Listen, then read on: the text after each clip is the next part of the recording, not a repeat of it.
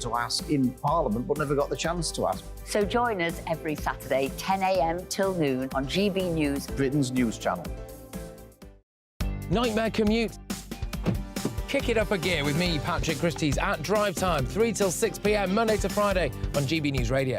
You can listen online and on DAB+, on the smart speaker app and on the GB News app. And if you've got an Alexa, all you have to say is, Alexa, play GB News. We're also on TuneIn and the Radio Player apps. From the school run to rush hour, get revved up with me, Patrick Christie's, on GB News and GB News Radio.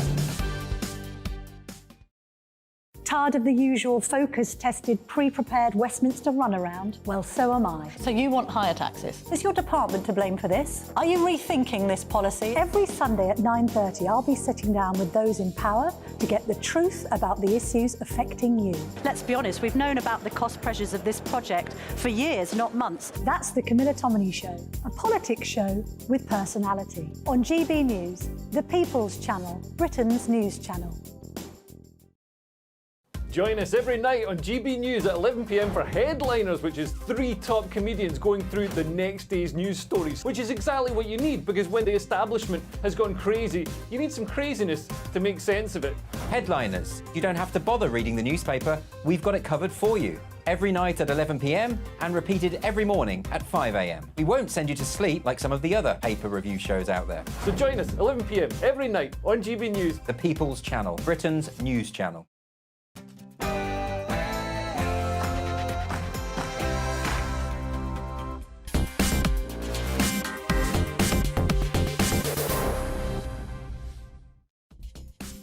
G'day and a very good evening, everybody. Tonight it is a 2-hour Farage special. Where is Nigel? We'll be telling you shortly. But for the next 2 hours, we have a huge show on a massive, massive day. We've got GB News political editor Christopher Hope and, of course, the MP for Somerset, Jacob Rees-Mogg. What a day, what news. Who could have believed it? The return of who? Lord David Cameron? How does that sound to you?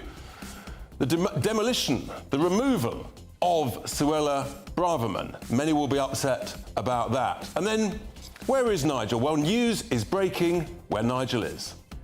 You know, the referendum was a long time ago. There are a lot of young people out there, don't know who I am, don't know what I stand for. This is my big chance to reach a really big audience of young people, which I think will be good for me, and I think also very good for GB News as well. Hard to reach a bigger audience, surely, than GB News, but we'll get into that later. First of all, folks, it's the news with Polly Middlehurst.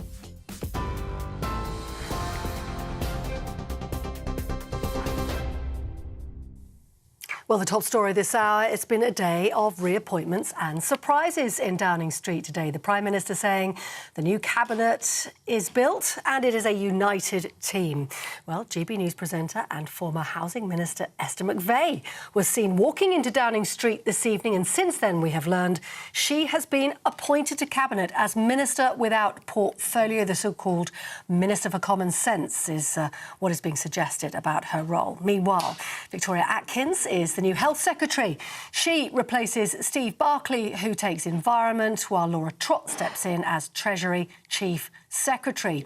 But also in the government reshuffle today, Richard Holden, the new chair of the Conservative Party, and a former Prime Minister making a surprise return to Downing Street. Yes, Lord David Cameron is our new Foreign Secretary, 7 years after he left the job in Number 10 as Prime Minister.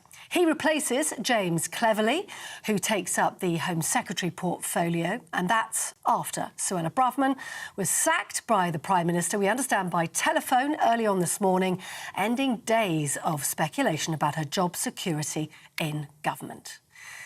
Meanwhile, the new Foreign Secretary says he is delighted to be back in government. I hope that 6 years as Prime Minister, 11 years leading the Conservative Party gives me some useful experience and contacts and relationships and knowledge that I can help the Prime Minister to make sure we build our alliances, we build partnerships with our friends, we deter our enemies, and we keep our country strong. That's why I'm doing the job, and I'm delighted to accept. Lord David Cameron speaking there. Well, his return not without controversy today. Some suggesting he won't, for example, be facing regular grillings from MPs. Lord Cameron's position, meanwhile, in the House of Lords means he's exempt from regular sessions of Foreign Office questions. Junior ministers will be fielding those questions instead. And answering another point of controversy, Number 10 has said today he won't be drawing an attendance salary for the House of Lords while he's in the Foreign Secretary's job. And as that reshuffle took place today, the government said it was also working hard to strengthening police powers following the weekend's marches. Reports suggest it's going to be easier following the government's work to ban marches and prosecute those supporting or even glorifying terrorism. The Prime Minister says he plans to meet with the Met Police Commissioner, Sir Mark Rowley, in the coming days. We know officers made a total of 145 arrests at the weekend. And lastly, the funeral of Sir Bobby Charlton has taken place in Manchester Cathedral today. And the Prince of Wales was in attendance, as well as former Manchester United manager Sir Alex Ferguson, who was there as well. Friends and fans gathered to bid Sir Bobby farewell, thousands lining the streets near Old Trafford. The football great made 758 appearances for Manchester United, of course helping to win the European Cup in 1968, as well as leading England to victory in the World Cup in 1966. Sir Bobby Charlton, whose funeral was held today. You're with GB News across the UK on TV, in your car, on digital radio and on your smart speaker by saying play GB News. This is Britain's news channel.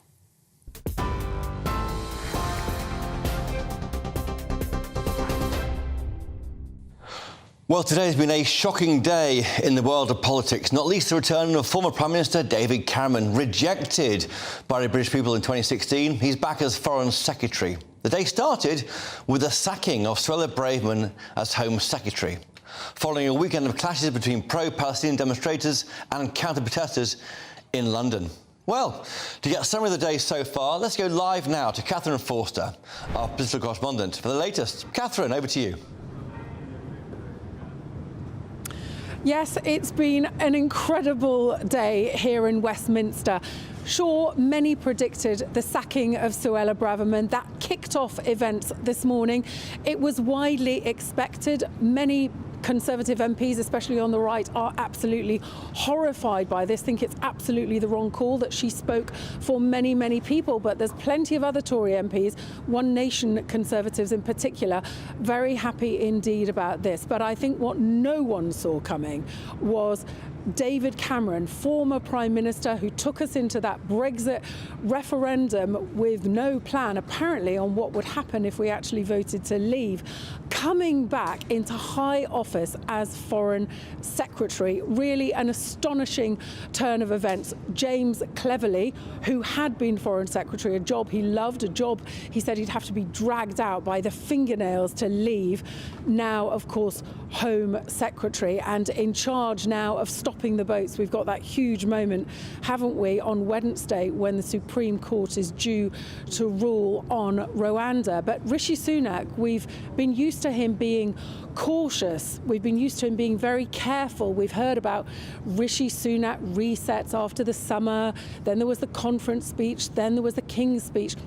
Nothing really seemed to change the dial. Still 20 points behind in the polls. He came in, didn't he, to steady the ship. But a year on, it seems like that ship is still heading for the rocks. So he had to do something. Other big moves. Steve Barclay has gone to be Environment Secretary. That's freed up health for Victoria Atkins. Will she have more luck in getting the waiting list down? Will she be able to finally bring an end to the doctors' strike? He's also brought in loyalists like Laura Trott, a big promotion for her. She's now Chief Secretary to the Treasury. She only came in 2019. Richard Holden, also now party chairman. Again, he only came in 2019. So lots of changes, but a feeling that Rishi Sunak has decided to take the party back towards the centre ground. Now, that might buy him some votes, possibly in the blue wall, but of course there's the potential for him to lose a lot of votes up in the red wall. Let's see what happens in the polls in the next few days. We will indeed. Thank you, Catherine. Now, before I go to our panel, we're asking you at home, is this the return of the Remainers? Email farage@gbnews.com or on X or Twitter in old money. Use hashtag Nigel Farage on GB News. Now, joining me to react to this crazy day in British politics is Richard Tice, GB News presenter and leader of Reform UK. Good evening, Richard. And Jacob Rees-Mogg, GB News presenter and, of course, Tory MP for North East Somerset. Now, Jacob, to you first. Are you really offended by the fact that your leader, Rishi Sunak, can find no MP good enough to be Foreign Secretary? You've got to go back into the annals of history to a guy who isn't even a peer and make him Foreign Secretary. What's wrong with you? I mean, you particularly, or other people, other MPs? Of course I'm not offended. I don't think it's right to take offence at these things. He's got no confidence in his own MPs, has he? Well, I think there's an issue for Rishi Sunak himself, because David Cameron still looks very prime ministerial, doesn't he? That when he got out of that car, to everyone's surprise, it was an exciting moment. Nobody thought it was going to be David Cameron going in. You suddenly thought there was a Prime Minister walking up to Downing Street. And Cameron, actually in domestic policy, was a pretty successful Prime Minister. He got the deficit down, he reformed welfare, he reformed education. With the Lib Dems? Oh, in coalition. Interestingly, the bits where there wasn't so much success, at least from his point of view, was in foreign policy, where he didn't get a great renegotiation from Europe. We had, obviously, the Syrian problem and the disaster in Libya. So it's fascinating. And also friendly with China, which is an issue and right very friendly now. with China. So it's fascinating that somebody who's actually a very successful domestic politician and a not very successful foreign affairs one's come in as Foreign Secretary. Richard Tice, you're the leader of Reform UK. Is your email queue bulging with people trying to join, former Tories? The truth is that our server has almost exploded with fury at what has happened today with the return of David Cameron. Let's remember, this is the gentleman who campaigned against Brexit, and almost everything that he did on foreign policy, as Jacob's just touched on, was wrong. I mean, he was wrong in his negotiations with Brussels. He was wrong to kowtow to China. He was wrong to get close to Russia and to try and encourage. He's very pro-net zero. He's very pro-immigration. He's very pro-more foreign aid. These are all the things that actually those who voted for Brexit and who voted to get Brexit done and wanted it done properly, these are all things that are completely anathema. To be fair, though, he wanted to cut migration to tens of thousands, didn't he? So he said, but actually he put in place essentially the events that led to the complete opposite. And he's never really believed it. No one believes that he actually meant that. I've always thought he's a secret Brexiteer, though. I mean, when I've met him, Jacob Rees-Mogg, he's always struck me as someone who quite quietly believes in Brexit but couldn't admit it, and never has done since then. No, I think that's clearly not true. OK. I think he went through the motions of making Eurosceptic noises, but remember, in the negotiation with Brussels, he would never say that he was willing to lead the Leave campaign in the event he didn't get what he wanted. And he went along with the Project Fear of the Remain campaign that was hopeless, in my view, and actually boosted the Leave vote. But nonetheless, he went along with it. And he was absolutely delighted, as were his team in Downing Street, when Barack Obama came along and told us we'd be at the back of the queue. So, no, he's a committed pro-European who has now been made Foreign Secretary. Fortunately, we've already left the European Union.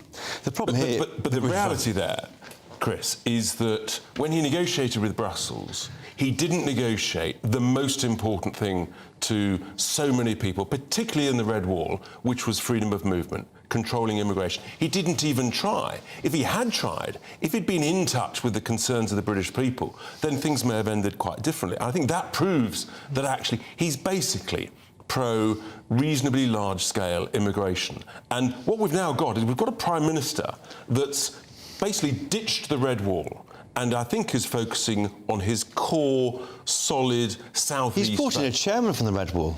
Well, Richard Holden is the MP for North West Durham. The seat's being abolished, but he's a Red Wall MP. But let's remember, we've now got a Foreign Secretary who's basically a Remainer. We've got a new Health Secretary that nobody's ever heard of, who's also a Remainer. So he's bolstering a cabinet of Remainers when he claims to be the new man of change. But actually, the change is we've gone backwards a number of years to bring in someone who, as Jacob said, looked prime ministerial. I'm not sure that's actually the way forward. That's not a change of direction for the future. Jackie Rees-Mogg, you've got a PM here, Rishi Sunak, appointed by your colleagues, not by you, by colleagues of yours, who's appointed his own Foreign Secretary. Where's the democracy in this? I mean, is this party not moving further and further away from the mandate of the people who elected it in 2019? I think that's a very important point. It's one I actually raised when people were manoeuvring against Boris Johnson. That I think the mandate has become increasingly personal. And I think Gordon Brown made a mistake in not having a general election when he became Prime Minister. And had it not been for the interruption of the Fixed Term Parliament Act, I think we were moving to a constitutional position where a new Prime Minister needed a new mandate. You're certainly right to raise issues about the mandate that currently exists. It's a big worry, isn't it, Richard? I think it is, actually, this whole democratic deficit, the fact that you've got this a Prime Minister that basically nobody voted for. You've got a Foreign Secretary that is unaccountable to the MPs in the House of Commons. I mean, that has happened before. Jacob will be well aware of the precedent. But no one's very comfortable with it, particularly at a time of such international stress with Ukraine, with Russia, with the Middle East. Actually, the Foreign Secretary should be answerable to the MPs in the House of Commons. And I do actually feel that it is a huge slight on all of the Conservative MPs that the Prime Minister's concluded no one, frankly, is good enough for this serious job. And actually, I think many people would say that James Cleverly was doing a very solid and sound job. And no one, look, it's not an easy job at the best of times, but particularly in this time of stress.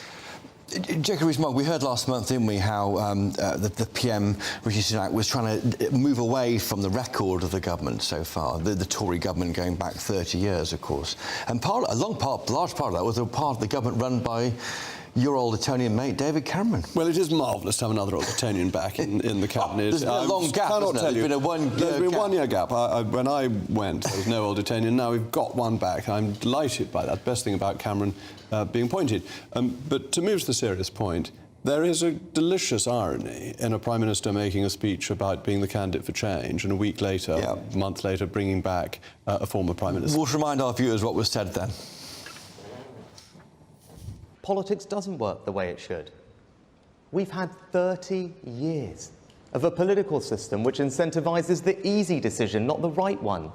30 years of vested interests standing in the way of change. 30 years of rhetorical ambition which achieves little more than a short-term headline. And why?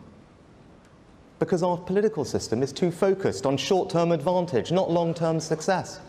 Politicians spent more time campaigning for change than actually delivering it. It doesn't have to be this way. I won't be this way. Conference, our mission is to fundamentally change our country.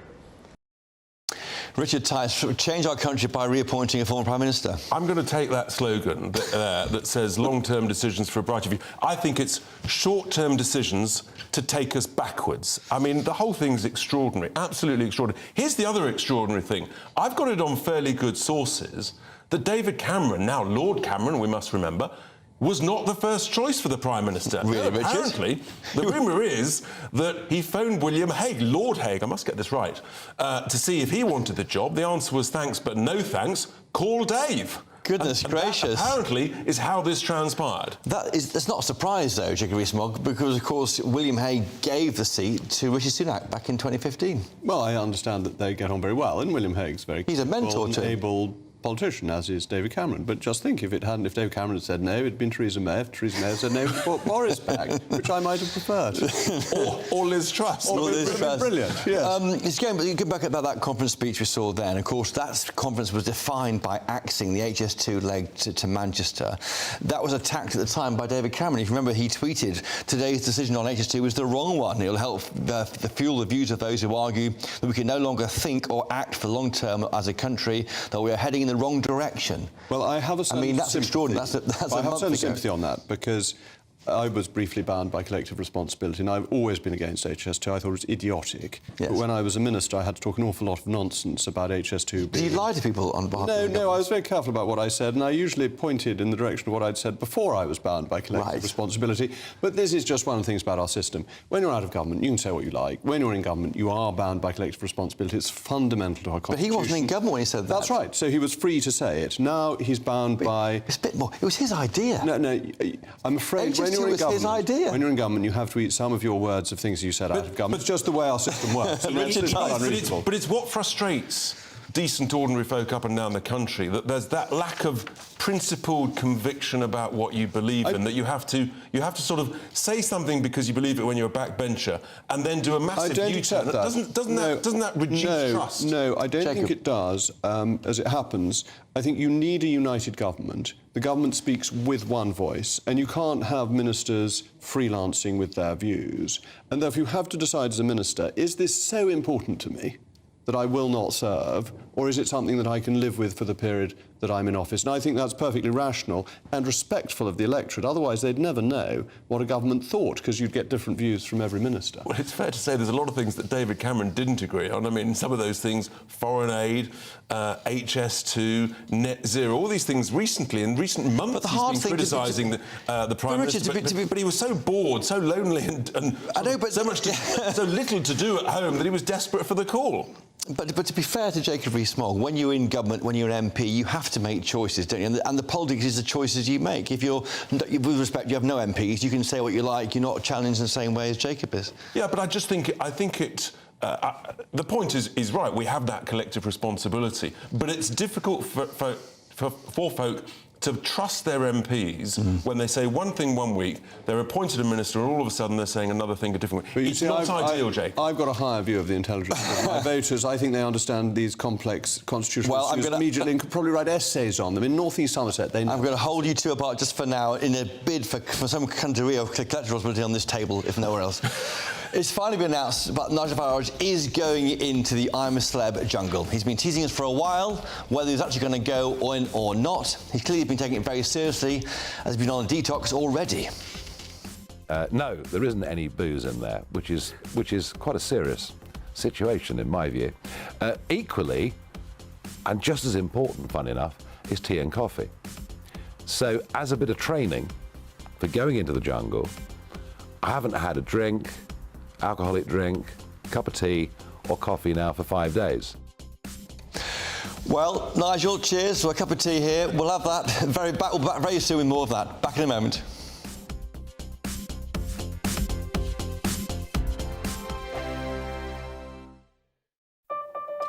Since 1973, eBag has manufactured washing machines and dehumidifiers in Great Britain for Great Britain. Working to British industry standards, we focused on reliability, durability and efficiency. eBag's technology helps use less energy without sacrificing performance. Our washing machines also come with a 7-year warranty, which includes parts and labour to give you peace of mind. Shop reliable, well-designed British products at ebag.com. Happiness is spending time doing the things you love with the ones you love. It's feeling a sense of purpose, a place to belong. It's about being part of a community that supports living an independent and active life for longer. With a range of homes to buy or rent at 16 retirement villages across England and brand new communities coming soon. Happiness is finding your place to call home. To find out more, call or visit retirementvillages.co.uk. Are you looking for some extra cash? Well, your gold jewellery is now worth more than ever. Here at Gold Reserves, we've been buying gold jewellery for over 25 years. Thousands of satisfied customers have already benefited from our price promise guarantee. So pop down to one of our stores and get a fast and friendly, no obligation quote. You can get instant cash or same-day bank transfer. So if you need to buy, sell or repair jewellery, call into one of our stores at Swansea, Cardiff or Llanelli. Visit goldreserves.co.uk for more details. Here in Britain, we've been playing bingo for over 200 years. It's as British as fish and chips, the orderly queue, afternoon tea, village cricket and barbecues in the rain. And now, a truly great British bingo site is here. Introducing Brit Bingo, with jolly good bingo games and splendid promotions all here waiting for you. Search Brit Bingo and play today. It's about as British as it gets. Virtual Viewing is a UK-based real estate visualization company. If you need CGI, we've got it. If you need cinematic fly-throughs, we've got it. If you need a complete 4D animation, we've got it. In fact, if you need any kind of virtual viewing, we've got it. Our artists will bring your project to life using virtual reality, augmented reality, even mixed reality for that metaverse experience. Virtual Viewing. Be brilliant. Train, play and stay at the Nest. A high-quality football break in Norfolk. State-of-the-art pitches, first-class facilities and on-site accommodation and catering. Everything you need for the perfect football trip for your team. Training, fixtures and excursions for all ages and all levels. The Nest hosts teams from all around the country and abroad. Play competitive fixtures or mini-tournaments against local sides. Search the Nest Norwich and start planning your team's visit now.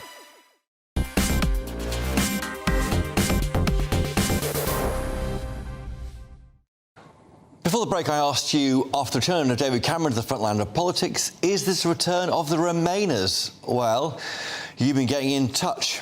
Vince says this looked like the Tories versus Labour on being the rejoin party. David says Rishi has now confirmed what we suspected. He is a Remainer, appointing a staunch anti-Brexiteer to replace, in quotes, a pro-Brexiteer confirms his position. Dorothy says by appointing Cameron to the government, it shows that Sunak is out of his depth.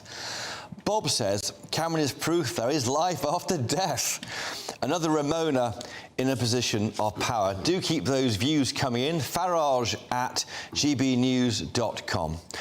Let's get more reaction to one of the biggest stories of the day, the sacking, if you remember it, early this morning, 8:30 a.m. I think it was, of Suella Braverman as Home Secretary. I can't think of anyone better to talk to than a former Tory leader himself, Sir Ian Duncan-Smith, Tory MP for Chingford and Woodford Green. Sir Ian, where were you when you heard that Suella lost her job? I think I was in the car. That's all I heard, was somebody texted me and said, Suella's gone. I mean, these things, when you're doing reshuffles like that, they happen suddenly. So the sackings all come out first, as you know. And I was a bit surprised that it was done by telephone. Yep. Normally you would hope that they might be seen and thanked, but it was by telephone. And then the whole thing got underway. But no, I was sorry. I'm sorry. I'll be honest with you, I'm sorry to see Suella go. Yeah. I think she's a highly intelligent, a very good lawyer, and she understood the real threat that we face with being unable to get these boats stopped, and she's been very much at the prime of doing all of that. So I think it'll be a loss. There's been no exchange of letters between the Prime Minister and the Home Secretary. Normally there is a degree of politeness and well done doing this. Oh, well, I didn't know that. I'm surprised at that. That's not normally how things should go. That's unusual, and it illustrates the coldness between the two people. It's pretty. Who is the standard bearer of the right now in your party? Now, I asked that question of the government at the lobby meeting. They put up Lee Rowley, who's the Housing Minister. But you have lost a senior voice there in one of the great offices of state. And how does that make you feel as a... The Conservative Party is a right-of-centre party. So when you say who's the standard bearer... You know what I mean, Ian Duncan. Well, no, but my point is it should be... you should automatically go, well, that's the Prime Minister, because we're a right-of-centre party, we should believe in all these things and we want to drive them. So you wouldn't have asked that question when Margaret Thatcher was around.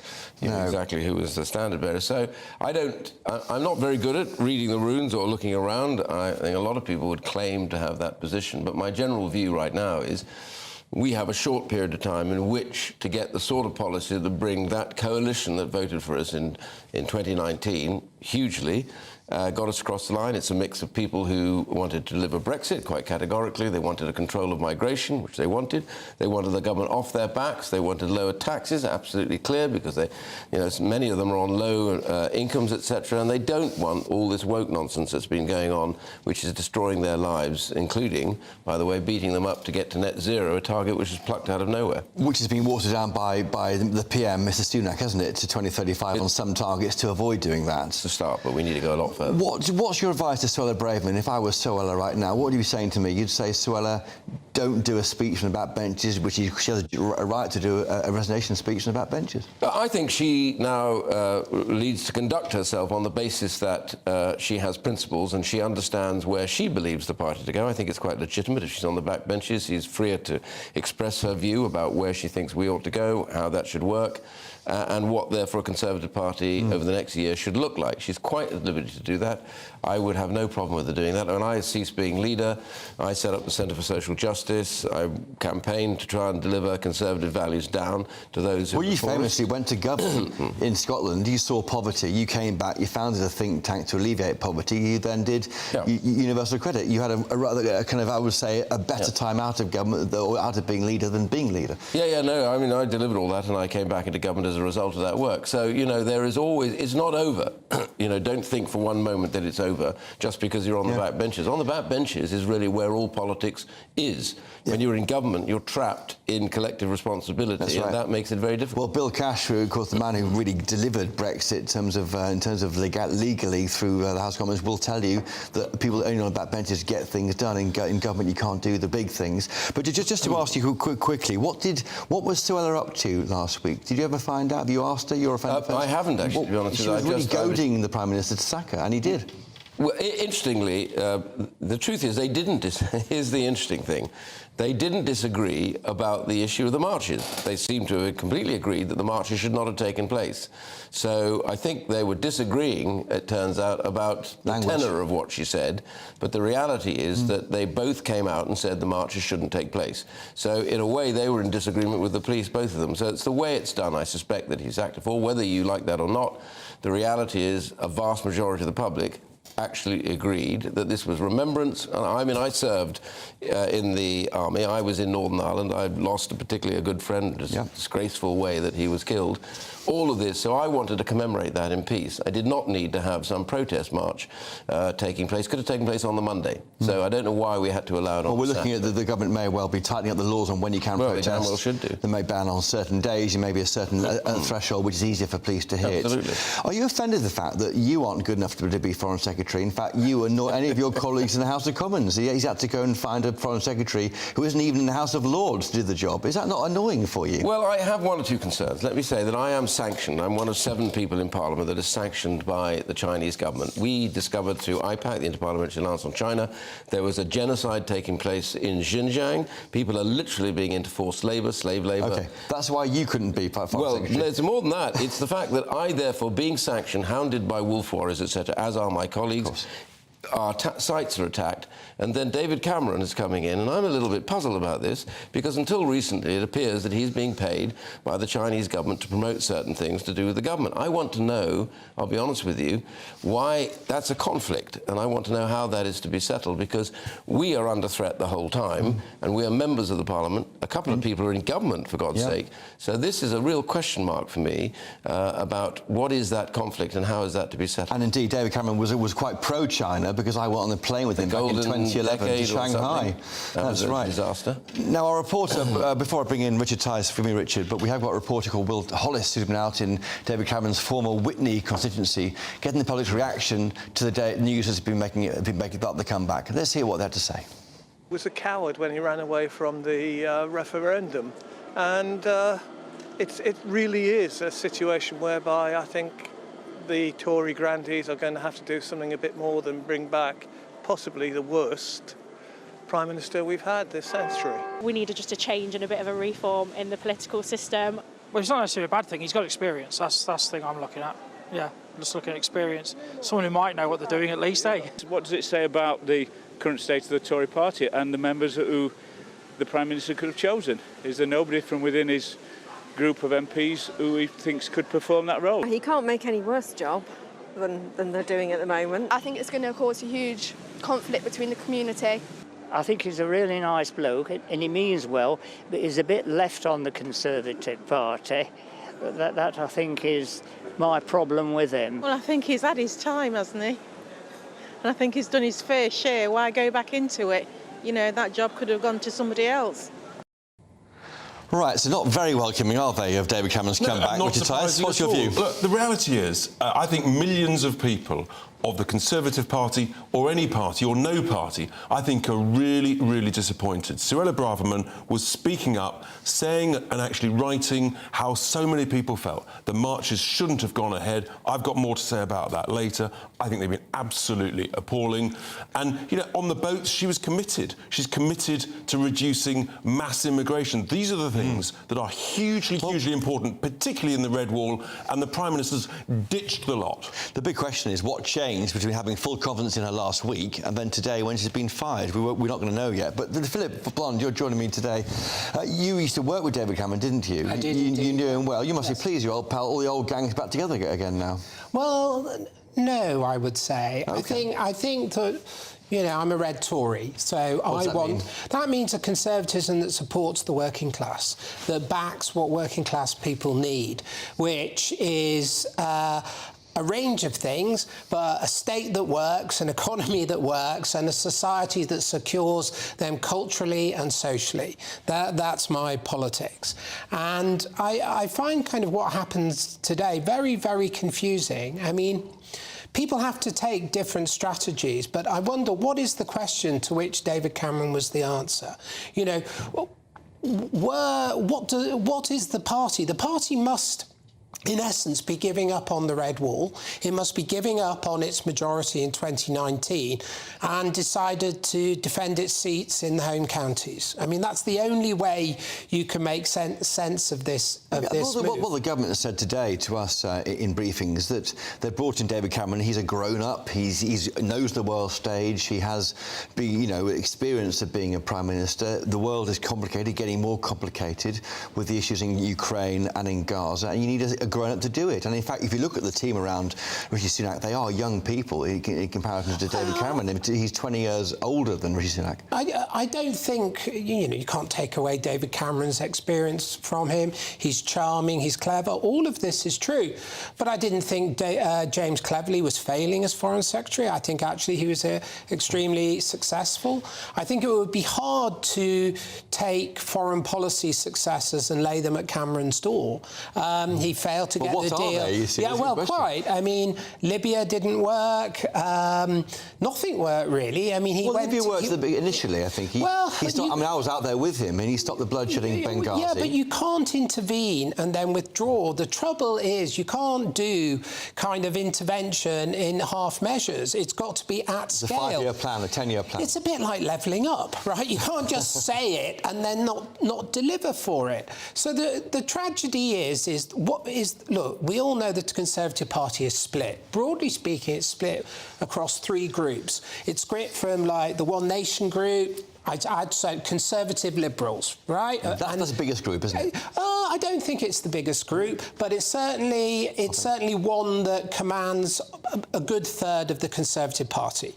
And then you've got the Trussites, for want of a better word, but they don't have a good economic success story. And then you've got the Red Tories or the Post-Liberals, you know, Suella, Danny Kruger, Miriam Cates, Sir John Hayes, and what Sunak essentially has just said, I'm going to gamble everything on 1/3 of the party, the Liberal section. I'm shutting out the other 2 groups, and I'm going to do it, and I'm going to then at least deliver stability and see how that fares with the electorate.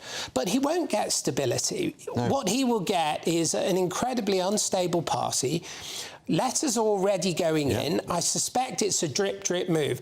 Now, the key point coming up is on Wednesday when we get the decision of the courts on the Rwanda transfers. Now, if the government lose, which I think people think they will, then that is a rallying point for the right, because the current Home Secretary now doesn't support leaving the European Court, neither does the Prime Minister, neither does David Cameron. I guess who does? Solid Braverman. So you can imagine her intervening, can't you, after losing in the Supreme Court? And I would imagine that intervention, calling for the Conservative Party to leave the European Court of Human Rights, which, by the way, is now being discussed in Italy, in Germany, and elsewhere in Europe, will command at least 50% of the Tory party. So what we have is a Prime Minister who essentially just wants a cabinet he's comfortable with and is probably exhausted by anything else. But he's made himself incredibly unstable. I would be quite surprised if he managed to see out a political year in this situation. So when's he off then? Well, next summer? I think that there will I can see his ratings dropping even further from the low. So we used to have ideas that the Tory party would be down to 200 seats. Now it looks like it might be below that even. So if that happens, you've got Conservative MPs have got to ask, well, we're going at the wall, we're picking up speed, the Prime Minister's taken us from 60 miles an hour to 120, there's the wall, it's coming closer. Surely there's an option, you know, to turn the steering wheel. And I just think as this gradually compounds, because here's the point. What's the electoral calculation going on here? I do election strategy and I can't understand it. The Conservative Party currently hold 45% of those who voted in 2019. The key point is hold on to them. There's a lot of don't knows in those seats. We've got Islamicism on our streets. Suella Braverman was right about two-tier policing. Everybody knows it. We have, essentially, the police have given mass permissibility for anti-Semitism, for public anti-Semitism, and then intervening after the fact. We'll come to that later, but your point is you are not a buyer in shares of the Tory party after this reshuffle, Philip. I just don't understand it. I don't see... The only way for them to minimise their defeat, so it's a one-election defeat, not a two, not a three-election defeat, is to recover their 2019 vote. There's no votes for them in the home counties. Your forecast right now is for a Labour landslide. How many Tory seats after the election? Well, I used to think they were looking at 220. I'd now say they're looking at 160 to 180. Well, sorry, yes. 160 to 180 for yeah, Philip Blanc. That is cratering. Richard Tice, you're going to benefit, aren't you? Reform UK? I mean, Philip's a strategist. The reality is the Prime Minister has abandoned a massive chunk of that 2019 vote. It's almost like he's going into bunker mode, and you wonder almost whether he's had enough. And look, we're going to be ready for a May election, and it feels to me that is going up the likelihood. Why is that? Surely he wants more time to recover the polls. Why has he done this reshuffle? Why has he brought David Cameron back? Why has he got rid of someone who actually spoke for the Red Wall Tory voters in 2000? All these things are completely inexplicable. So inexplicable, you have to say he's giving up. He's had enough. He just wants out. You know, he can disappear off to California or wherever, some elitist. Are you playing now in your party for a May election, yeah, autumn or next January? We are preparing for a May election. Whenever it is, we will be ready, but we will be ready for a May election. And you'll do any deals with the Tories like last time? Absolutely not, definitely 100%, not. 100%, you'll eat 100%, your hat. I'll eat more than that, actually. I've said... That hat's been eaten on air. I tell you what, if I did a deal, I would eat that hat, and that hat is not tasty. It's better on the head than in the mouth. I couldn't resist hearing. Do you hear that, Paddy? He's going to eat his hat, Richard Tice, if he did a deal with the Tory party. I just thought, I hope that doesn't come back to bite you, Richard. I really do. I really do. You're going to need a more expensive set of teeth if that happens. You've got a big show tonight, come on. Look, massive show, OK? You're wearing you've got sharper, haven't you? I have got sharper, yeah. And it's because it's Patrick Christie's tonight. It's starting 9 to 11 p.m. for the foreseeable future on GB News. We're going in strong. We've got Dame Andrea Jenkins, so she's handing a letter of confidence tonight. Wow. Yeah, tonight, in the 9 o'clock hour, so make sure you stay tuned for that. We've also got Kwasi Kwarteng on. He's going to be weighing in. We're going to be having a discussion with Edwina Curry and David Campbell-Bannerman, the debate about whether or not Rishi Sunak has sold out to the left. I'm also going to be joined by Kelvin McKenzie. We could promise you as well the most entertaining pay-per-view you will see anywhere on national television between 10:30 and 11 p.m. at night. So we're going to be having a look at this absolutely seismic day in British politics and doing it proper justice between 9 to 11. We asked one question of Dame Andrea Jenkins. If you succeed in forcing out the PM, who should replace him? Ask that question and just text me. I'll be watching. Okay. Well, you'll be watching, absolutely. Also, just on that very quickly, we have got some leaked WhatsApp messages from inside the Conservative Party. So we will be able to reveal for you right at the start of the show what the real mood music is like in the Tory Party. That's more than my WhatsApps. Right, thank you, Patrick. Brilliant to hear from you. Now, not long till we hear from the main man himself, exclusively why he decided to head into the jungle this year. But first, hear why he thinks he's got a bit of an advantage. I'm going to do my best to try and take part as much as all of the other contestants. Otherwise, it wouldn't be a fair challenge across all of the people that are going in. I know I go in at a physical disadvantage, but I hope I go in with some sort of mental advantage. We'll be back soon.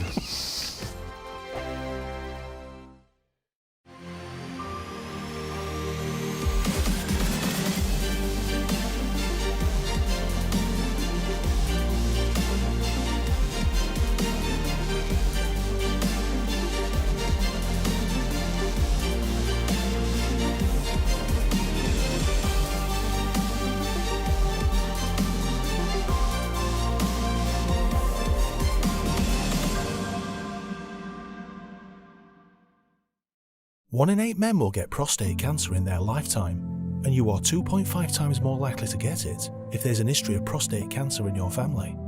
In the early stages of prostate cancer, there are often no symptoms, but catching it early is crucial to treating it. A simple PSA blood test checks your prostate health and could detect prostate problems before it's too late. And over 50s are entitled to a free PSA blood test from your GP. For more information or to donate to our charity, scan the code on screen or visit our website. Bullard's Coastal Gin is inspired by the Norfolk coast, where pine forests meet marshlands and vast sandy shores. Savour the delicate saltiness, vibrant citrus flavours and hand-foraged herbaceous botanicals. Award-winning sustainability and luxury. Flame distilled, handcrafted and hand-bottled. Our beautiful bottles for life are designed to be reused with our recyclable eco-refill pouches. Visit bullardspirits.co.uk. Here in Britain, we've been playing bingo for over 200 years. It's as British as fish and chips, the orderly queue, afternoon tea, village cricket and barbecues in the rain. And now, a truly great British bingo site is here. Introducing Brit Bingo, with jolly good bingo games and splendid promotions all here waiting for you. Search Brit Bingo and play today. It's about as British as it gets. Moneyfactscompare.co.uk is the independent comparison website for serious savers. We don't go in for animal characters, opera singers or superheroes. To be honest, we're a little bit boring. We simply make it quick and easy for you to search the savings account market. Our data experts monitor the hundreds and thousands of financial products on the market to help you choose. If you're serious about your savings, start searching on moneyfactscompare.co.uk. Close your eyes. Think of your summer getaway. The real one. The one full of blue and pure white, but still evidently colourful. Where you can feel the breeze. Taste the sea. Need to be put in alphabetical order. Are you going to be problematic again? The Dinosaur Hour. Sundays at 9 on GB News.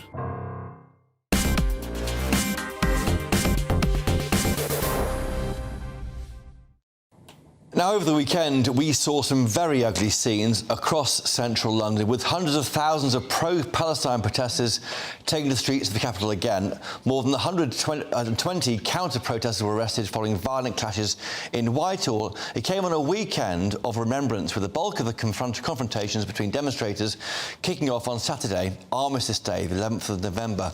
Also emerging on social media were anti-Semitic chants, signs, abuse in all directions. And Richard Tice, you got a thing or two to say about that? I really do, because I called it out before the very first march. I saw the hideous attitude when they were demonstrating on October the 9th outside the Israeli embassy. I said these marches will incite hate, violence and anti-Semitism. I've tragically been proven absolutely right. These marches should not have gone ahead.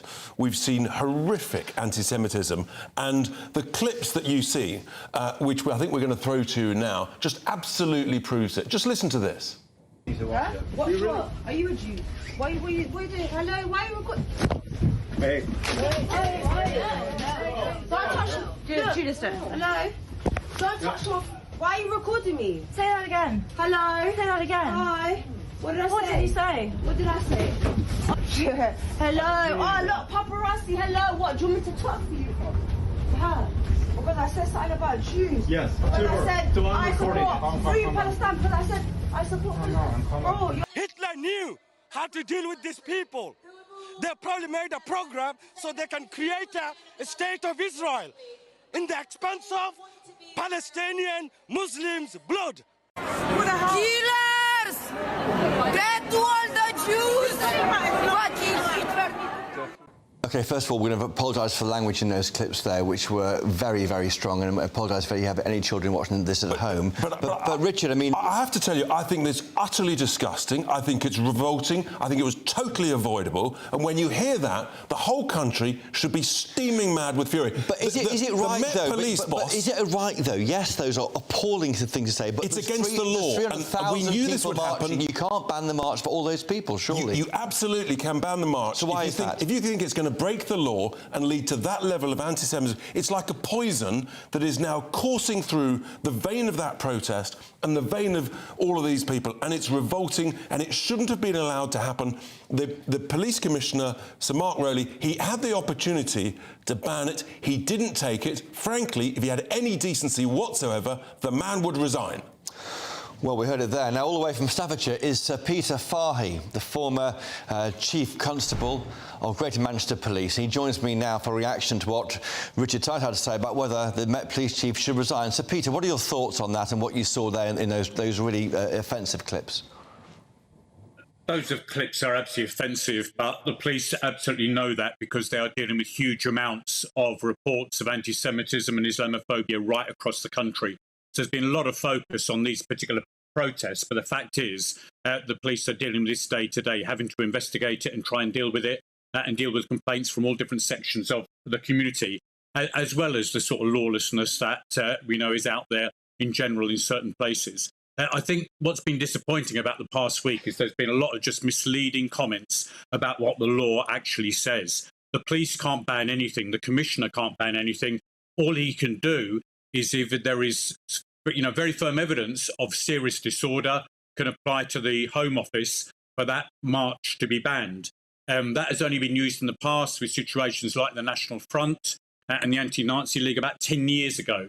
And just because, and it is absolutely horrendous, the level of hate from some people, that is not enough to get a march banned. In any case, all they would need to do is change the march into a protest, into a rally, be static, and the police would still have to deal with it. So, it's really difficult when there is this just misleading view of what the law actually says. And that includes, the real complexities around If I may, yes, that's a threshold for the law, and it can be got around by a static demo rather than a walking march. But there are ideas, aren't there, in the press overnight, briefed for Number 10, on how to tighten up the public order laws. Will that be enough, do you think? Well, I think what we've seen really over, recent years, and particularly with Just Stop Oil, just chasing the different tactics of protesters by different legislation doesn't always work.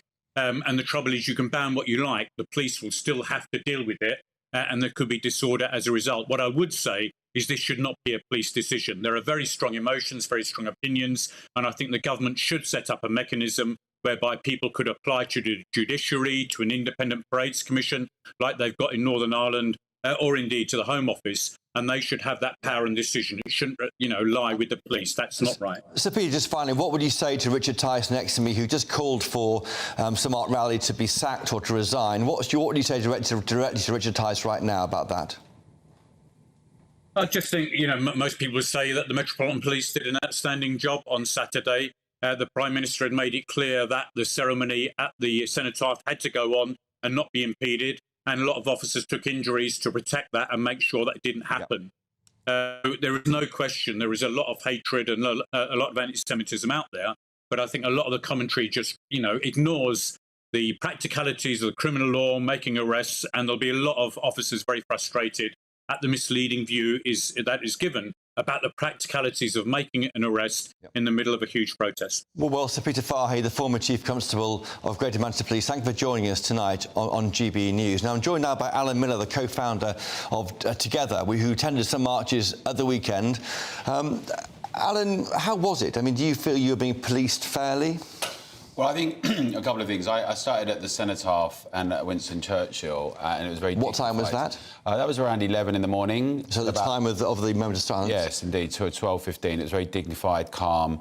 I have seen the things that happened subsequently. I must say that I think the media and others in the run-up to this stoked up a lot of things. The two things were quite separate. Things would be... But people are... The media was reporting what the people were saying about it. Well, yeah, indeed, and they were two different times, two different things. But I do think people have been very upset over what's happened in the last few weeks, some incidents, and a sense in which policing should be without fear or favour, but is not necessarily. Do you agree with Suella Braverman that they were picking favourites? I think that the majority of the British public agree with Suella Braverman on that point. But she's been sacked by the PM today. Indeed, and I think that the PM and others are completely out of touch with the public, and that's why together we say that the public has to be at the heart of things in terms of how we police, but also about democratic freedom and accountability. Now, I don't agree with Richard's point about banning it, because whilst you've got abhorrent ideas, I think things that are illegal should be dealt with, whether that's Just Stop Oil or any of the others, or the more recent things. The problem has been there hasn't been the backbone and the spine to do it.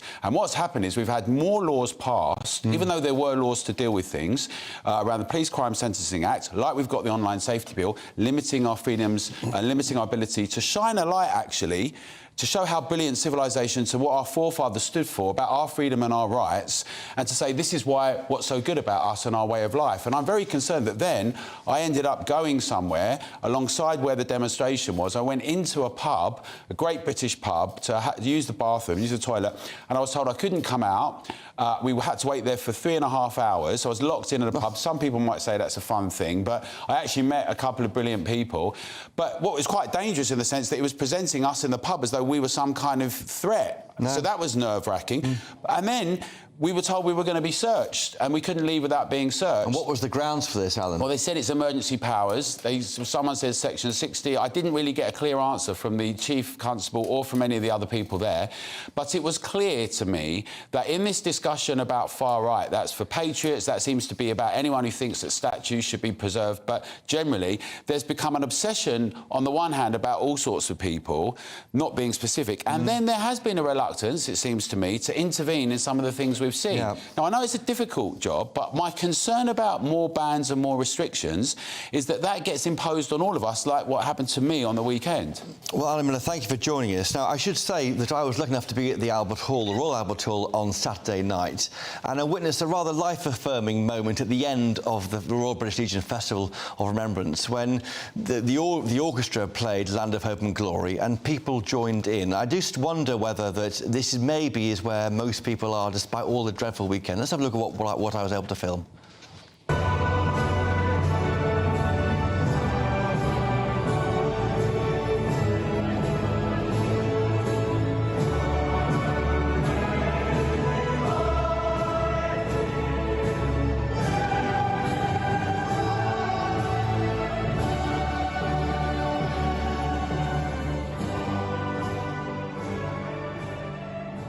And there's a slice maybe of what people really think. Despite all of the horrors of the weekend, people do try and want this country to do best by itself. Now, after weeks of speculation, GB News' very own Nigel Farage has confirmed the very big news. He's off to the jungle. For next month, Nigel will be giving up his creature comforts and his beers to appear as a contestant down under in the latest series of I'm a Celebrity, Get Me Out of Here. Take a look at what he's got in store. My name is Jamie Lynn Spears. Hi guys, I'm Marvin Humes. My name's Nella Rose. Hi, I'm Sam Thompson. I'm Josie Gibson. Hello, I'm Nick Pickard. I'm Danielle Harold. I'm Fred Siriex. My name's Grace Dent. I'm Nigel Farage, and I'm known, of course, for politics, for Brexit, and I'm a hero to some people and an absolute villain to millions. You might like me more, you might dislike me more, but you will at least find out. Dealt with snakes in the European Parliament.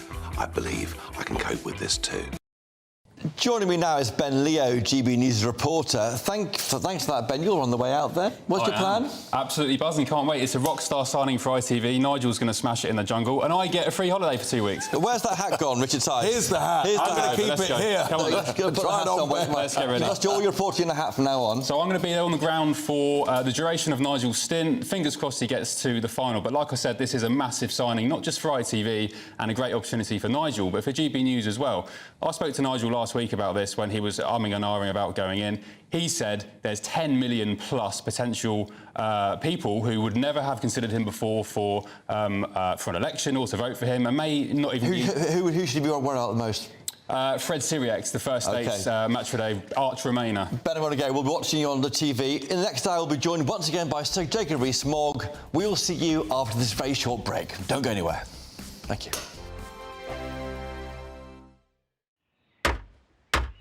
Who is it? We're here for the show. Welcome to the Dinosaur Hour with me, John Cleese. I was married to a therapist. And you survived? I thought we were getting Hugh Laurie. Second best. You interviewed Saddam Hussein. What's that like? I was terrified. I'm playing strip poker with these three. Oh! No, thank you. My CDs need to be put in alphabetical order. Are you going to be problematic again? The Dinosaur Hour. Sundays at 9 on GB News. What you get for breakfast is something that, if we do our jobs right, you will wake up to news that you didn't know the night before. It's a conversation. It's not just me and Eamon. We want to get to know you, and we want you to get to know us. From 6, it's Breakfast with Eamon and Isabel. Monday to Thursdays on GB News. Britain's news channel. People in Britain, they love free speech, but they also love fair play. I don't care if I'm speaking somebody from a trade union, from the Labour Party, somebody from the SNP. And I think the viewers like to see that actually we can challenge one another, but in a positive way. We think we ask the questions that people want to ask, and often we ask the questions that we wanted to ask in Parliament but never got the chance to ask. So join us every Saturday, 10 a.m. till noon on GB News, Britain's news channel. I think the most exciting bit for me is talking to people. People who I think are ignored often by the major news channels, we're going to give news they want to hear. There's a voice there that needs to be heard. I think there's a chance here for a diversity of opinion to be expressed, which you don't find elsewhere. It's really exciting. We don't hold back. We're free to say how decisions that are taken here affect us all around the country. Only on GB News, the People's Channel, Britain's news channel. Tired of the usual focus-tested, pre-prepared Westminster runaround? Well, so am I. So you want higher taxes? Is your department to blame for this? Are you rethinking this policy? Every Sunday at 9:30, I'll be sitting down with those in power to get the truth about the issues affecting you. Let's be honest, we've known about the cost pressures of this project for years, not months. That's the Camilla Tominey Show, a politics show with personality. On GB News, the People's Channel, Britain's news channel. Join us every night on GB News at 11 p.m. for Headliners, which is 3 top comedians going through the next day's news stories, which is exactly what you need, because when the establishment has gone crazy, you need some craziness to make sense of it. Headliners. You don't have to bother reading the newspaper. We've got it covered for you. Every night at 11 p.m. and repeated every morning at 5 a.m. We won't send you to sleep like some of the other paper review shows out there. So join us 11 p.m. every night on GB News. The People's Channel, Britain's news channel.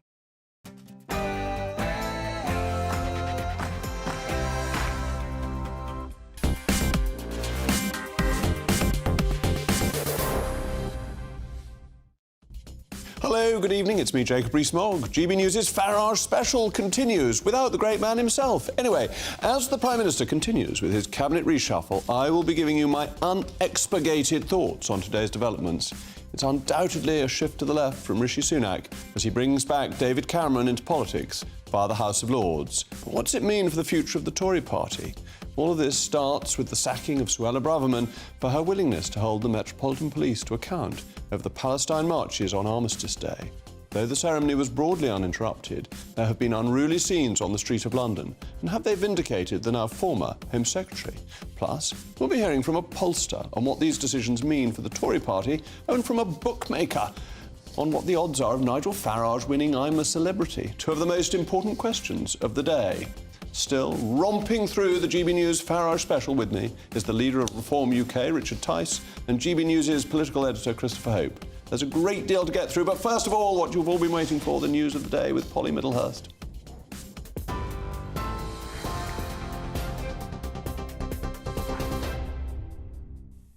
Jacob, thank you, and good evening to you. Well, as you've been hearing, it has been a day of reappointments and surprises in Downing Street today. The Prime Minister says the cabinet reshuffle has built a united team. Well, GB News presenter and former Housing Minister, first of all, Esther McVey, was seen wandering into Downing Street this evening, and a short while later she was announced to be a minister without portfolio. Meanwhile, Victoria Atkins is the new Health Secretary. She replaces Steve Barclay, who takes Environment. Laura Trott steps in as Treasury Chief Secretary. Also in that government reshuffle today, Richard Holden has taken up the post of Conservative Chair. And a former Prime Minister made a surprise return to Downing Street today. Lord David Cameron signed up as the new Foreign Secretary 7 years after he left Number 10. And he replaces James Cleverly, who takes up the Home Secretary's portfolio. That is after Suella Braverman was sacked, we understand, by telephone this morning by the Prime Minister, ending days of speculation about her job security in government. Meanwhile, the new Foreign Secretary, Lord Cameron, says he's delighted to be back in government. I hope that 6 years as Prime Minister, 11 years leading the Conservative Party gives me some useful experience and contacts and relationships and knowledge that I can help the Prime Minister to make sure we build our alliances, we build partnerships with our friends, we deter our enemies and we keep our country strong. That's why I'm doing the job and I'm delighted to accept. Lord David Cameron speaking there. Well, his return to government isn't without controversy. Some suggesting he won't, for example, be facing regular grillings from MPs. Lord Cameron's position in the House of Lords means he's exempt from regular sessions of Foreign Office questions, with junior ministers fielding questions instead. Incidentally, Number 10 has said he won't be drawing an attendance salary for the House of Lords whilst he's serving as Foreign Secretary. And as that reshuffle took place this morning, the government said it was working hard on strengthening police powers. That follows the weekend of pro-Palestinian marches. Reports suggest it's going to be easier for the government to ban marches and for them to prosecute those supporting or even glorifying terrorism. The Prime Minister says he plans to meet with the Met Police Commissioner, Sir Mark Rowley, in the coming days. We know that officers made a total of 145 arrests at the weekend. Well, away from government, the funeral of Sir Bobby Charlton took place at Manchester Cathedral today. The Prince of Wales was in attendance, as well as former Manchester United manager Sir Alex Ferguson, who was also seen walking up the steps of the cathedral. Friends and fans gathered to bid Sir Bobby farewell. Thousands of fans lining the streets near Old Trafford as the hearse pulled past. The football great made 758 appearances for United and won the European Cup in 1968, as well as, of course, the World Cup for England in 1966. Sir Bobby Charlton's funeral, which was today. You with GB News across the UK on TV, in your car, on digital radio and on your smart speaker by saying play GB News. This is Britain's news channel.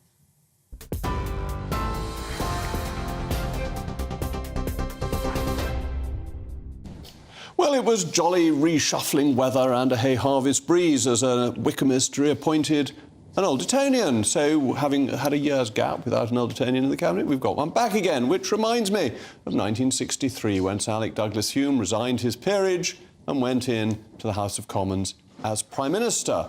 That was the last time that a system worked where you used the Lords and the Commons to make sure you got the right person in the right place. Though the last person to be Foreign Secretary from the Lords was, of course, Lord Carrington. In 1982, he resigned over the Falklands. So Cameron's come in. But actually, all of this is about Suella Braverman. The key is not so much David Cameron coming in, because elections aren't won or lost on foreign policy. They're won or lost on domestic policy. And getting rid of Suella, to my mind, was a mistake by the Prime Minister. Why? Well, because she had her finger on the pulse of what voters were thinking.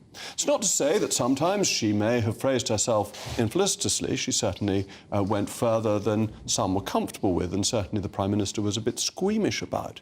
But much of the electorate were very concerned about the marches. A YouGov poll showed half of the public believed the marches should be banned. And we know that voters are concerned by migration. So these two things, marches, law and order, and migration, are what Suella has been sacked for following Conservative Party principles and policy and manifesto commitments, but doing it just a little bit too loudly for the refined taste and sensitivities of the Prime Minister. She was in favour of controlled migration and robust enforcement of the law. If that's not Tory party policy, what does the Tory party actually stand for. So again and again we've promised to reduce legal migration. David Cameron, Lord Cameron, not Lord David Cameron, just for the sake of accuracy, he is not the son of a duke or a marquis, but nonetheless he is the new Foreign Secretary, promised to bring down immigration from the hundreds to the tens of thousands, and he did that prior to the election of 2010. Now, I know Rishi Sunak wants us all to do maths until we're about 175, but net migration last year was at a record high of 606,000, a little bit above the tens of thousands. And Suella was willing to take on the Treasury orthodoxy that had led to this increase in migration with their fallacious view that it was GDP that matters rather than GDP per capita. And clearly the Prime Minister is still in the grips of the Treasury orthodoxy. Suella also recognised that if we're to stop illegal migration following the Supreme Court judgment that we will get on Wednesday, we may have to leave the ECHR. And you have to wonder whether Rishi's willing to do that. And the now appointed Home Secretary, former Foreign Secretary, James Cleverly, has stated publicly that he doesn't want to leave the ECHR. So how do we deal with illegal migration when we've got a 39-section instruction from the ECHR telling us we can't get rid of people, even if our own courts rule in favour of it, with a Home Secretary who's not in favour of resigning from the ECHR? And he's got a Foreign Secretary in David Cameron who's also a committed European. So we have a situation where the government no longer appears to be serious about tackling legal or illegal migration, and that is a major concern of voters. Conservative policies followed by Suella are popular, and the decision made by Prime Minister to get rid of her seems to me not to be popular, and a shift to the left. At the Tory party conference, the Prime Minister declared himself the candidate of change. But today's change, perhaps rather splendidly, perhaps in a rather Tory way, has really been the deification of the status quo, or possibly a return to the status quo ante. Well, I'm joined now by the Labour MP for Brent North, Barry Gardiner. Barry, thank you so much for joining me. We used to have lots of discussions in Brexit days, so it's good to have you back to talk to. As an independent observer, at least a Labour Party observer, how well do you think this reshuffle has gone? Well, first of all, let me say that, Jacob, if I had given a monologue undermining my party leader, as you have, I would expect to be disciplined by the whips. I'm not in the cabinet. I'm not bound by collective responsibility. No, nor am I in the shadow cabinet. But nonetheless, I would expect to be disciplined by the whips, because effectively what you've just done is to say that this is a mess, that you believe it was completely wrong of the Prime Minister to do what he did. And I thought one of the things that actually at Eton they did teach you was about the virtue of loyalty. Well, I'm loyal to my constituents in North East Somerset who voted for a manifesto that didn't been delivered. But look, let's ask about your views. Let's address the substance of it. We have brought back into government a Prime Minister who presided over a referendum over the independence in Scotland, which was based on 50% plus one, which was a mistake. It should have been, I would say, 2/3, so that it was clearly the settled will of the population, not just if Mrs. Biggins happened to pop her clogs the night before, it could have changed the outcome of our constitutional settlement. So he was responsible for that. But that wasn't true of Labour's referendums in 1997 or 8, was it? They were all our referendums, other than 1979 one, have been straight majorities. Was a very long time ago, and as you say, the 79 one wasn't the year following. But he presided over the Brexit referendum, which divided this country more than virtually anything, indeed divided your party and mine over what should be done. And I think to bring him back in, he is the man who was the author of HS2, which the Prime Minister has just scrapped, and which David Cameron himself recently said was a mistake that he had scrapped. So how these two have suddenly become reconciled, I find very hard to grapple with. But that happens because Keir Starmer said he was a friend of Jeremy Corbyn, and now he says they were never friends. So these things do change when people go in and out of office. You can't say you don't like your leader when you're in the shadow cabinet. When you're out of the shadow cabinet, or your leader yourself, you can say, well, you didn't really like him after all. But Jacob, my point... Which is what Keir Starmer basically said about But Jacob, my point was that Corbyn. David Cameron just a few weeks ago had said that he thought that Rishi Sunak was making a huge mistake. So you're saying and now Rishi Sunak has brought him into the Starmer's cabinet as Foreign disassociation Secretary. of himself with Jeremy Corbyn, you think, has been justified by a few more weeks? It would be wonderful for you to turn this disaster in the Tory party into an because of the attack on my comparison leader. you made. But no, I made no comparison with Keir Starmer. Look, let me just go through what's happened here. I think most of the population, most of the viewers out there, will not know the names of the people who have been reshuffled in this. With the best will in the world, most members of Parliament in the Conservative Party, at one stage or another, have now been ministers in government, either in high office or in lower office. And that is because there has been such a turnaround in the politics of the Conservative Party, so that first you had David Cameron, an ardent Remainer who lost a referendum. Then you had Boris Johnson, who was a Remainer but decided to be a Leaver in order to become Prime Minister. And had a mandate, crucially. And had a mandate to do it. Don't deny that at all. We then went on to Theresa May, in my view, a very honourable woman who tried her best. In fact, she was before Boris Johnson, of course. Tried her best, didn't manage to do it, partly because of you and others in your party blocking her. The mandate then fell to Boris Johnson, and after that we ended up with the, 48-day reign of Liz Truss, which collapsed in ignominy and financial chaos. Well, so we're now reaping the rewards of all that, and the names of Lee Rowley and Will Quince. But people do know about Suella and they know about David Cameron. However, thank you very much, Barry. Earlier today, we sent our reporter Adam Cherry over to Westminster, where he caught up with Justice Secretary Alex Chalk and asked voters for their thoughts on today's reshuffle. Alex, hi, Adam with GB News. Your reaction to Suella Braverman being sacked this morning? Is Rishi Sunak the candidate for change? Appointing David Cameron? What's your reaction to Suella Braverman being sacked this morning? Best news to wake up to. I think it's appalling. It's disgusting. Appalling. Yeah, I really do. I think the Tories have lost all faith. Rishi Sunak is not my Prime Minister. It's returning sanity to government, because Suella has brought the office of the Home Secretary into disrepute. And what do you think to David Cameron returning to government for the first time in well over 6-7 years? I promote that, someone with experience, someone that's actually dealt with the dignitaries, and someone who has experience, bottom line. Good. Rubbish. A pleasant surprise. If we've got a candidate, I'll be voting Reform UK. I haven't actually joined Reform UK now. Or Nigel, but he'll be flying out of the jungle, I expect. He's in Australia surfing, apparently. Yeah. Well, I'm delighted to be joined by GB News' political editor, Christopher Hope, and the leader of Reform UK, Richard Tice, to discuss these matters further.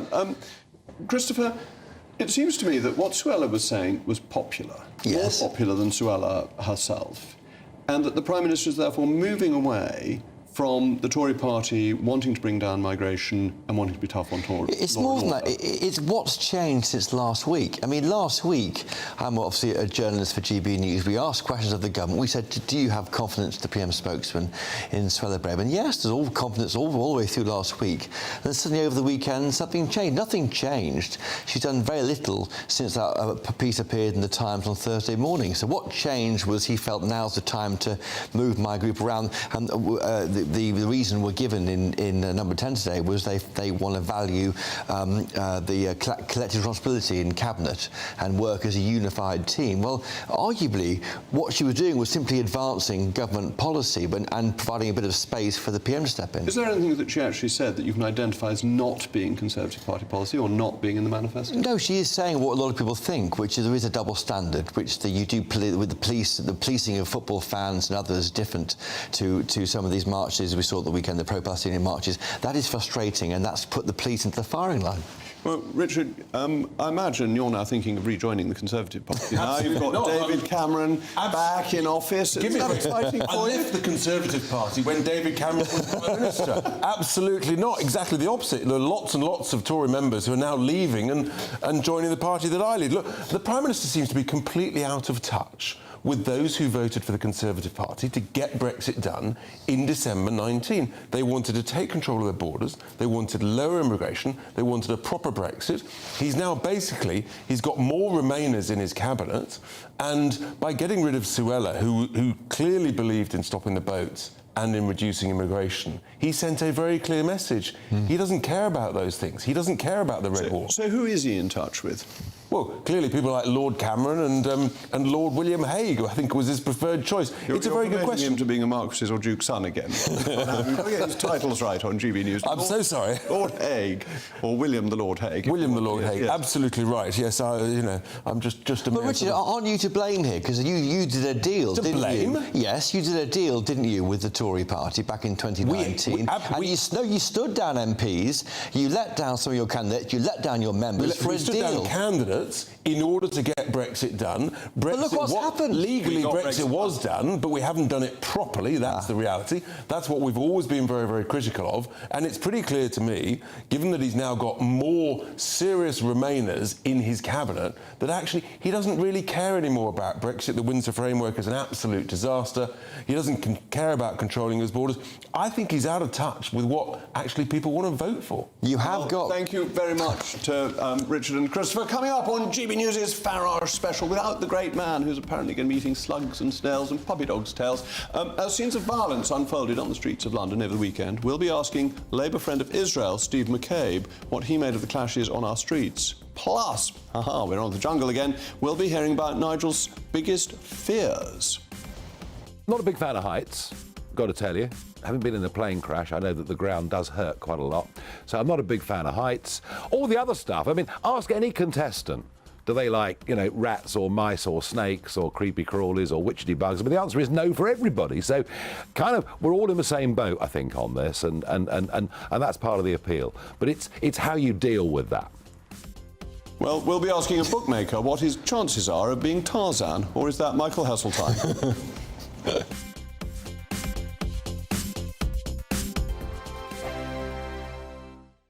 I'm Andrew Doyle. Join me at 7 o'clock every Sunday night for Free Speech Nation, the show where I tackle the week's biggest stories in politics and current affairs with the help of my two comedian panellists and a variety of special guests. Free Speech Nation, Sunday nights from 7 on GB News, the People's Channel, Britain's news channel. In a world of dull and predictable radio and TV shows. Oh, hi. On Mark Dolan tonight, we've got big guests. We drill into the big stories of the day. The show adds up to a brilliant listening and viewing experience. Mark Dolan Tonight is the most entertaining current affairs show ever, and that's a fact. Join me, Mark Dolan, Fridays and Saturdays from 9, Sundays from 10. Only on GB News, the People's Channel, Britain's news channel. There's only 3 people you can trust in life. Your doctor, your lawyer, and your nana. I'm not sure. So join me, Nana Aquare, at 3 p.m. every Saturday and Sunday, where we discuss the biggest topics of the weekend. Be ready for battle. Could you be quiet? What is this? It's my new teeth. It's your new teeth. I don't bite. Well, not without a good reason. Always honest, always fun. Every weekend at 3 p.m. on GB News, the People's Channel, Britain's news channel. The the Jubes and Kerr, we tackle the issues of the day with real, robust debate. Both sides of the fence, battling it out with me in the middle with my forthright opinions and views. And often really interesting things happen because you start with a position and then by the end of the debate you find actually, well, I might not have thought about that one. What we need in this country is 2 new political parties. You should maybe think about doing a 2024 calendar. I'm Michelle Dewberry and I'm keeping you company right through until 7 o'clock this evening. GB News, the People's Channel, Britain's watching. Join us every night on GB News at 11 p.m. for Headliners, which is 3 top comedians going through the next day's news stories, which is exactly what you need, because when the establishment has gone crazy, you need some craziness to make sense of it. Headliners. You don't have to bother reading the newspaper. We've got it covered for you. Every night at 11 p.m. and repeated every morning at 5 a.m. We won't send you to sleep like some of the other paper review shows out there. So join us 11 p.m. every night on GB News. The People's Channel, Britain's news channel. Who is it? We're here for the show. Welcome to the Dinosaur Hour with me, John Cleese. I was married to a therapist. And you survived? I thought we were getting Hugh Laurie. Second best. You interviewed Saddam Hussein. What's that like? I was terrified. I'm playing strip poker with these 3. Oh! No, thank you. My CDs need to be put in alphabetical order. Are you going to be problematic again? The Dinosaur Hour. Sundays at 9 on GB News.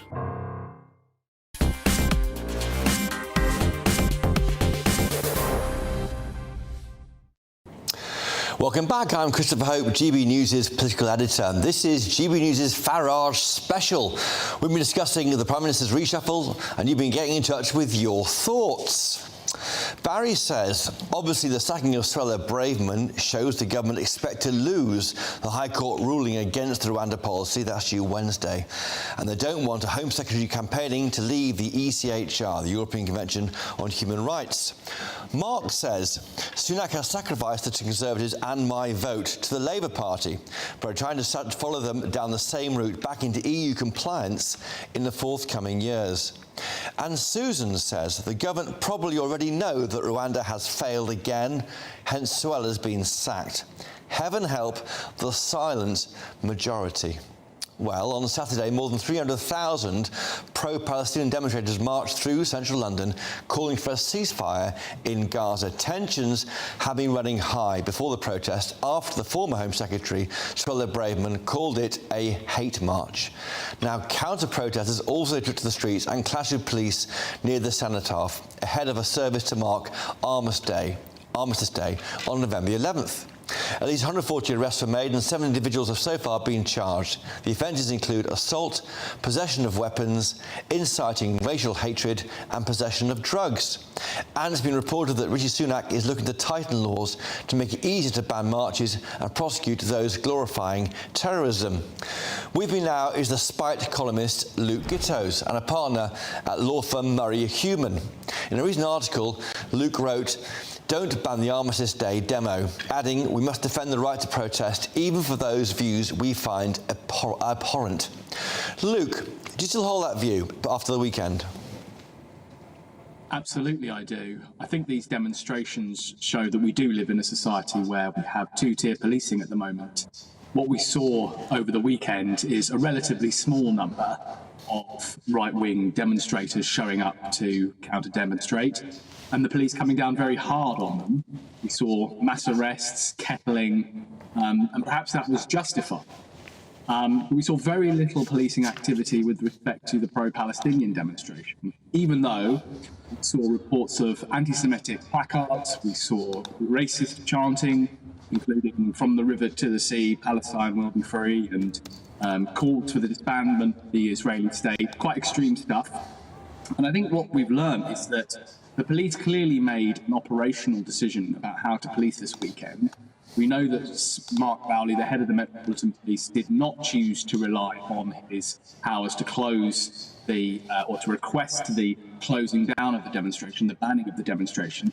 And I think he did that because he knew he could very heavily police the right-wing nutters that showed up to counter-demonstrate and effectively let the 300,000 do what they will. and then investigate any allegations of anti-Semitism later, usually via. So we've seen the Met Police come out with lots of tweets asking to identify those holding anti-Semitic banners. And that really shows you how these two demonstrations were treated. On the one hand, you have heavy policing of the counter demonstrations and a relatively laissez-faire approach with respect to the main demonstration, while following up with racist allegations of racial hate later. Thank you, Luke. Do you think that the different types of policing you're describing there contributed to the violence we saw? Well, I think the key question that people who go on these marches need to ask is what kind of cover they are providing to the racists and anti-Semitic contingents on the marches, because it's obvious that most people might be there because they care about Gazan lives, and all of us, are horrified by what we see on the news with respect to the situation in Gaza. But by showing up on that in the way that they do, they are providing cover for some very, very nasty individuals indeed. The Telegraph reported last week that this march was in part organised by organisations with direct connections to Hamas. And clearly, the fact that they're able to now organise a 300,000 strong demonstration gives them the cover they need to get their messaging out there, and they'll know that the police will not be able to arrest them immediately because they're in a very, very large and the police are generally worried about optics. Coming to whether it contributed to the violence, we saw direct clashes between right-wing protesters and the police. That's part of the course, because every time they show up somewhere. But I think it is partly a result of the over-policing that they experience. They do experience very, very harsh policing indeed. It looks rather like football matches used to look. The police are not afraid to use force when it comes to, working class, organised, EDL protesters. Okay. They are very happy to do so because they're not worried about the optics when it comes to those people. They are worried about the optics when it comes to those on the pro-Palestinian march. Well, listen, Luke Gittoes there from Spiked Online. Thank you for joining us tonight on GB News. I'm joined now in the studio by Steve McCabe, Labour MP for Selly-Oak and the chair of Labour Friends of Israel. Steve, were you on the weekend's march? Did you see any of it happen? I only saw what was on the television. Were you surprised by we saw some videos earlier from Richard Tice about some of the anti-Semitic attacks on people on public transport. It's shocking, isn't it? It's absolutely shocking, and I hope that everything that has been shown in social media will be followed up when those responsible prosecuted. Do you worry why there aren't similar scale marches for the Israelis who were murdered by Hamas just over a month ago? Why is there not similar? I mean, I appreciate there's different scales of bloodshed because of the attacks by Israel to try and fight against Hamas in Gaza. Does that worry you? Do you think there needs to be bigger marches here? Well, you have to remember there's only about, 300,000 Jewish people in the whole of the country, so we're not going to see marches. And I think their response is different. I think what we're seeing are small-scale vigils, people worried about the hostages. Because you have got these hostages being held by Hamas. Indeed. So, I mean, it's a different approach. People worried about relatives, friends, the hostages.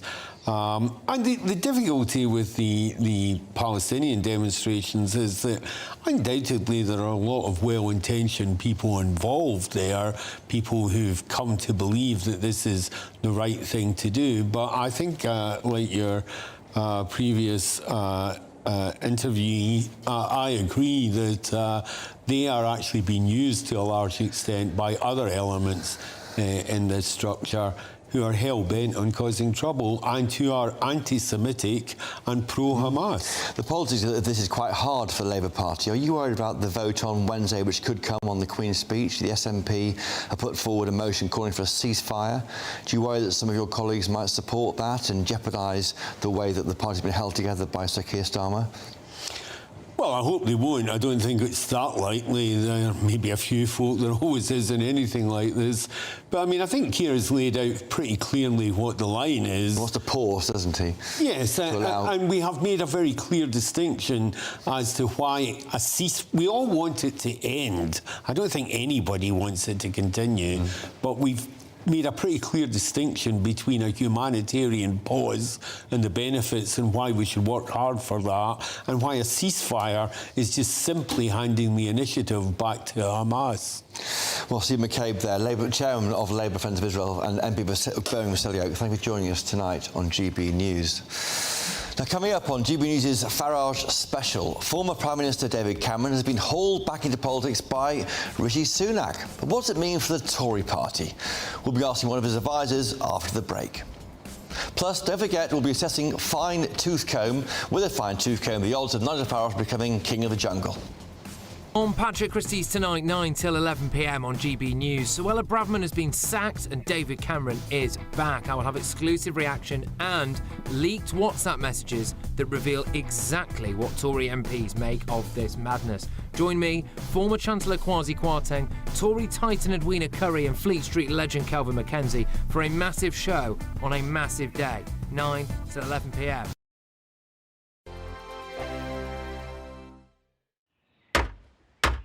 Who is it? We're here for the show.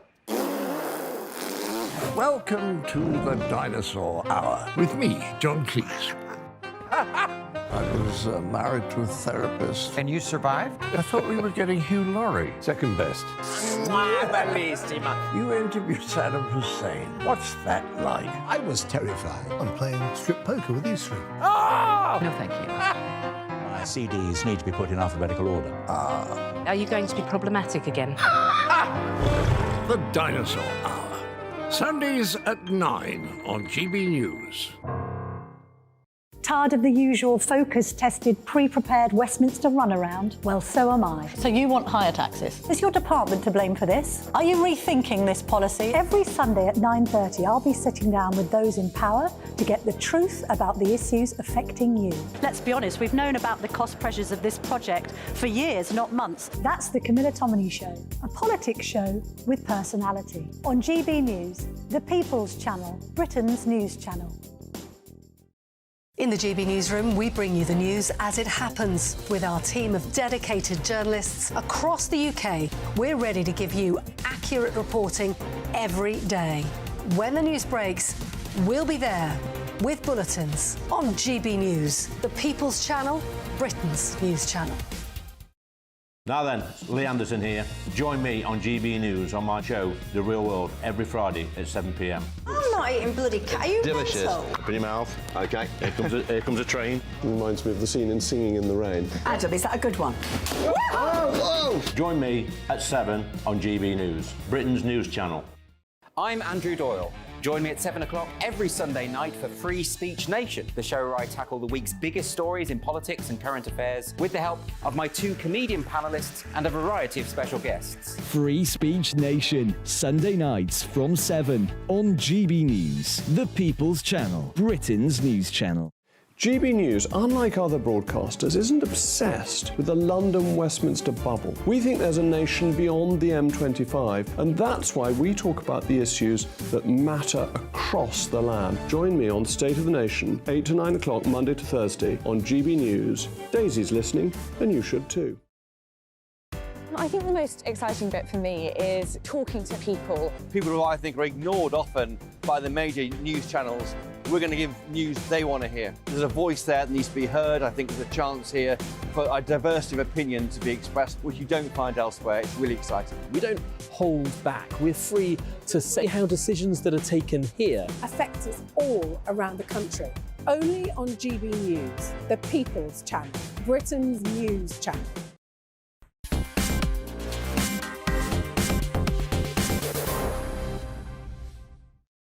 Welcome back. I'm Christopher Hope, GB News' political editor, and this is our very own Farage special. Now, earlier today, the Prime Minister, Rishi Sunak, took the decision to sack his Home Secretary, Suella Braverman, forgive me, after a reported feud over a column she'd written in the Times newspaper, which claimed there was a perception that police have played favourites in the past when dealing with different protest movements.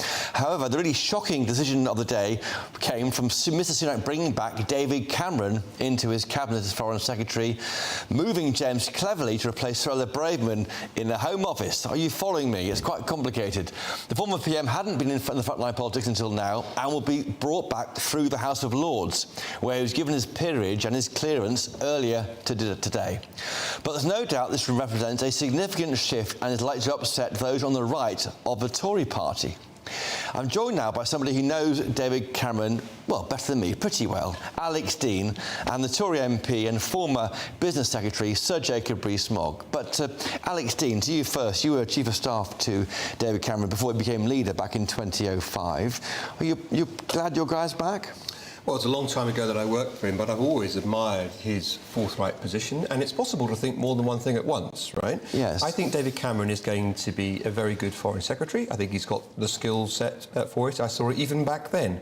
I also deplore the way that Suella Braverman left office. It's possible to think both those things at the same time. What's his right to be Foreign Secretary? I mean, behind me is Jacob Rees-Mogg. He's an MP for North East Somerset. He's been a cabinet minister. He's not a Foreign Secretary. In fact, no MP or peer, as of this morning, is good enough to have that job. Apparently, some bloke in the past who's nowhere near Parliament is better than all that lot. Well, this happens in business quite often when someone from outside an organisation comes in and it puts nose out of joint. But Jacob's very angry behind the scenes. I'm sure he isn't. No, he's not. If he were put out, he'd be very civil about it. He's not annoyed. The point I would make is that from time to time you need to say to the people you've got already on your team, there's nothing wrong with you, you're all good performers.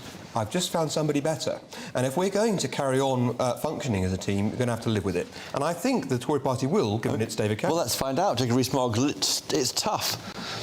Well, I think, first of all, it is constitutionally entirely proper to have a Foreign Secretary from the House of Lords, and the King creates a peer by his mere motion, and that has been the constitutional position. We live in a democracy, Jacob Rees-Mogg. You can't talk about the King in this kind of thing. The King acts on the advice of the Prime Minister. Do you not the Prime agree, Minister has a majority in the House of Commons and is therefore in a position to advise Lindsay the King. Hoyle rightly said today in the House of Commons, you were there, 2:30 p.m, he was concerned about the lack of ability to try and scrutinise foreign policy without a I MP don't agree with that role. That the government speaks with one voice. This is a major constitutional point, and it's how collective responsibility works. The most junior member of the government speaks for the government when speaking at the dispatch box in the House of Commons. But the boss is somewhere else. So whenever you question Andrew Mitchell, who's number 2 in the Foreign Office... Who will give the answer that is the government's answer. But he's not the boss. The boss is not... No, there is a government. That's the point you're missing. Okay. It's not the boss. And I agree with Alex. David Cameron is a formidably able man. I may not have agreed with him on everything, and I certainly disagreed with him on Europe, but he's a very able man. He's a very good performer. I think the worry Rishi Sunak should have is that he will be outshone by David Cameron. Ooh. When you look at the two of them on international trips, you have the experienced statesman and you have the current Prime Minister. Great point. Alex Dean. I'd say that in part. I mean, I agree with what Jacob said about Cameron having the ability and the gravitas. I think he's going to have to find his role in a new team, and I'm sure there's been conversations between the Prime Minister and the former Prime Minister about that. But more on your point, ministers in the Lords appear before committees in the Commons all the time. In fact, you've reported on them, Chris, I have for years. For 2 decades. So that system happens all the time. And indeed, if you think about the leaders of the Conservative Party, both right and left, Margaret Thatcher, for a significant period of time until the Falklands, had Lord Carrington from the Lords, and Ted Heath for the entirety of it. This is 40 years ago, Alex. We live in a democracy. It's a new century started. In one of the world's great and established constitutional monarchies. And as Jacob rightly says, the King is advised by our Prime Minister, and he has been so... Do you worry, just before we leave you, Alex Dean, about the dynamic in these meetings? As Jacob Rees-Mogg there says, on trips overseas, who will foreign leaders speak to? The former Foreign Secretary, the former Prime Minister, or the new Prime Minister, who's about a third of his age? I mean, you'll go to David Cameron. No, that one of the reasons that this is a good appointment is that he knows people and he knows the environment. But make no mistake about it, the foreign powers that we seek to influence and talk to understand one thing above all, and it's power. And power sits with the Prime Minister. And does David Cameron get that?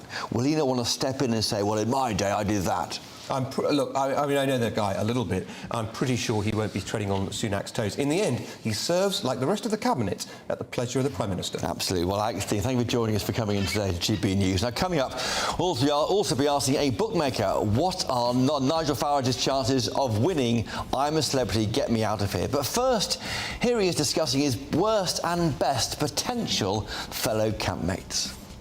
Oh, well, worst nightmare. I mean, that's easy. There's thousands of them, aren't there? Isn't there? I mean, anybody that's an aggressive Ramona would be the worst nightmare. The dream to bunk up with, I refuse to answer that question on national television. We'll be back soon.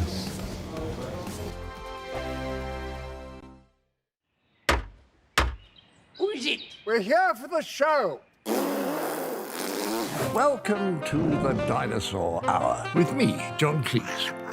I was married to a therapist. And you survived? I thought we were getting Hugh Laurie. Second best. You interviewed Saddam Hussein. What's that like? I was terrified. I'm playing strip poker with these three. No, thank you. My CDs need to be put in alphabetical order. Are you going to be problematic again? The Dinosaur Hour. Sundays at 9 on GB News. What you get for breakfast is something that, if we do our jobs right, you will wake up to news that you didn't know the night before. It's a conversation. It's not just me and Eamon. We want to get to know you, and we want you to get to know us. From 6, it's Breakfast with Eamon and Isabel. Monday to Thursdays on GB News. Britain's news channel. People in Britain, they love free speech, but they also love fair play. I don't care if I'm speaking somebody from a trade union, from the Labour Party, somebody from the SNP. And I think the viewers like to see that actually we can challenge one another, but in a positive way. We think we ask the questions that people want to ask, and often we ask the questions that we wanted to ask in Parliament but never got the chance to ask. So join us every Saturday, 10 a.m. till noon on GB News, Britain's news channel. I think the most exciting bit for me is talking to people. People who I think are ignored often by the major news channels. We're going to give news they want to hear. There's a voice there that needs to be heard. I think there's a chance here for a diversity of opinion to be expressed, which you don't find elsewhere. It's really exciting. We don't hold back. We're free to say how decisions that are taken here affect us all around the country. Only on GB News, the People's Channel, Britain's news channel.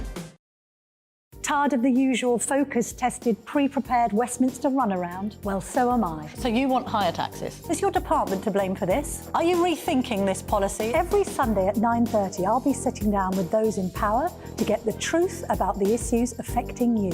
Let's be honest, we've known about the cost pressures of this project for years, not months. That's the Camilla Tominey Show, a politics show with personality. On GB News, the People's Channel, Britain's news channel. Join us every night on GB News at 11 p.m. for Headliners, which is 3 top comedians going through the next day's news stories, which is exactly what you need, because when the establishment has gone crazy, you need some craziness to make sense of it.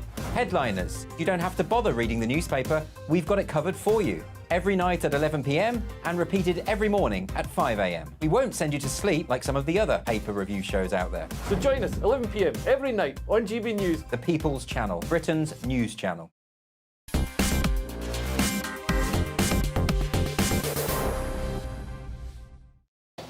Welcome back. I'm the GB News' political editor, Christopher Hope, and this is our very own Farage special. As we've been discussing so far, and not for the first time tonight, Suella Braverman has been sacked, and my next guest has argued that it simply wasn't a case of her being sacked by the PM, but rather her being pushed out by the pressure being heaped on the Prime Minister. There's no doubt the former PM had many foes.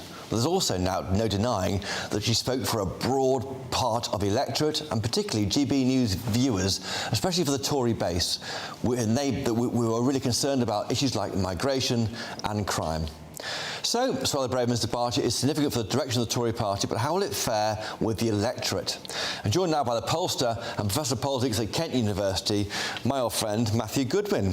Hi, Chris. Matthew, how do you... Nigel Farage, who is normally in the show, he's had his phone removed from him. He has no idea what's happening. It's almost hilarious because his old sparring partner, David Cameron, the man who fought over Brexit in 2016, is now back in post. What on earth would Farage be making of it, and of course he has no idea until he gets out of the jungle. Well, I thought about that today. When he comes out, he's going to find David Cameron back in government, and it's going to feel as though he's gone in a time machine and we're back in 2016. He'll be looking at his watch. But there's a serious point here, Chris. What the Conservative Party has done today is both remarkable and unsurprising. And the reason I say that is it's remarkable because they've taken a punt on a man who's already been rejected by voters at the 2016 referendum. The David Cameron brand of conservatism. But never lost an election. Don't forget that. Well, he lost a big referendum, Chris. But not an election. The David Cameron brand of conservatism was rejected by voters at the Brexit referendum, OK? Now, I say unsurprising because I think consistently, as I've argued, and, you know, people out there know on social media and otherwise, that from 2016, the Conservative Party has never leaned in to the realignment, the unique opportunity it had to change itself. So Suella goes, she's very popular with 2019 Conservatives, and who comes in? David Cameron, somebody who really lost touch with where Conservatives The problem are. is they've always viewed, for me as an observer, and I've been with you on those trips with Farage, watching I remember them well. Watching him address those halls in Grimsby and places where Brexit really mattered. For me, it's an opportunity to be grasped. That's what Farage got hold of, and the Brexiteers, not a problem to be solved. And that's where the Cameroonites came in. Well, here's the thing, right? There has never been more space in British politics for a new anti-establishment party as there is today. Reform UK exists.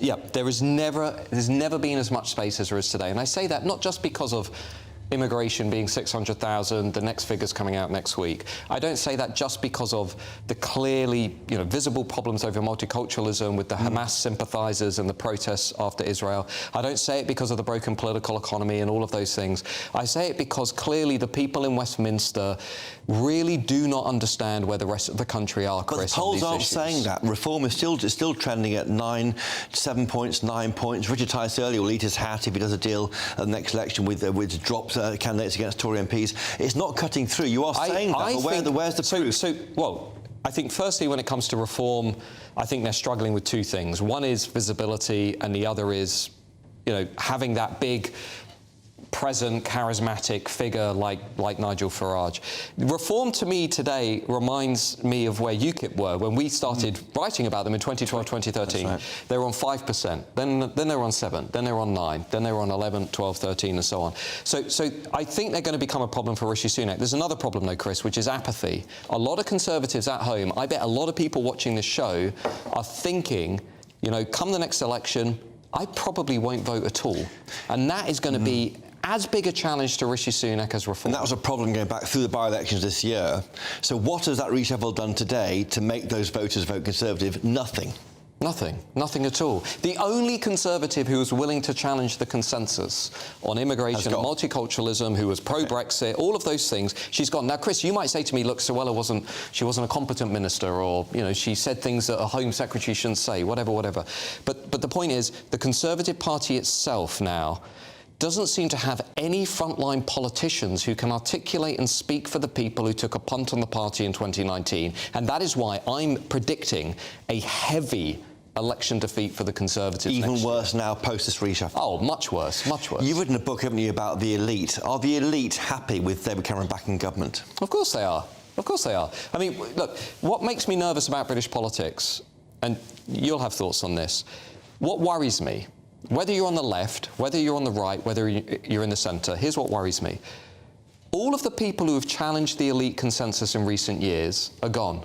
Boris Johnson, gone. Liz Truss, gone. Suella Braverman, gone. Jeremy Corbyn, gone. Jeremy Corbyn, By gone. the way. So what worries me is we have a consensus in politics that I think represents 20% of the country maximum.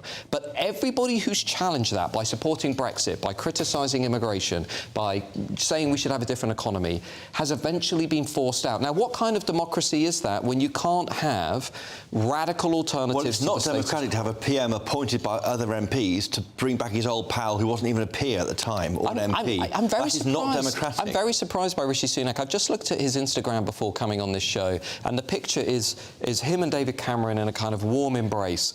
And I thought to myself, why are you advertising this to voters? This is the opposite of what your voters want. And if you look at the polling, Chris, today, YouGov, it shows most 2019 Conservatives think David Cameron's appointment is the wrong decision. But he's a grown-up. There's a problem around Sunak, a young team. They don't know what they want to have someone experienced in the team with them.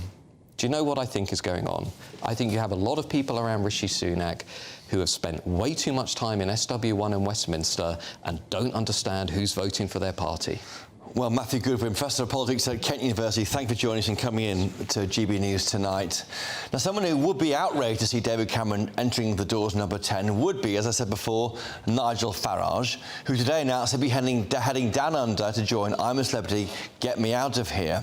He has no idea that, of course, that David Cameron's back in government. We look forward to see his mini eruption when he emerges from the jungle eventually in a few weeks' time. But before he left for Australia, he spoke with my colleague, GB News' Ben Leo.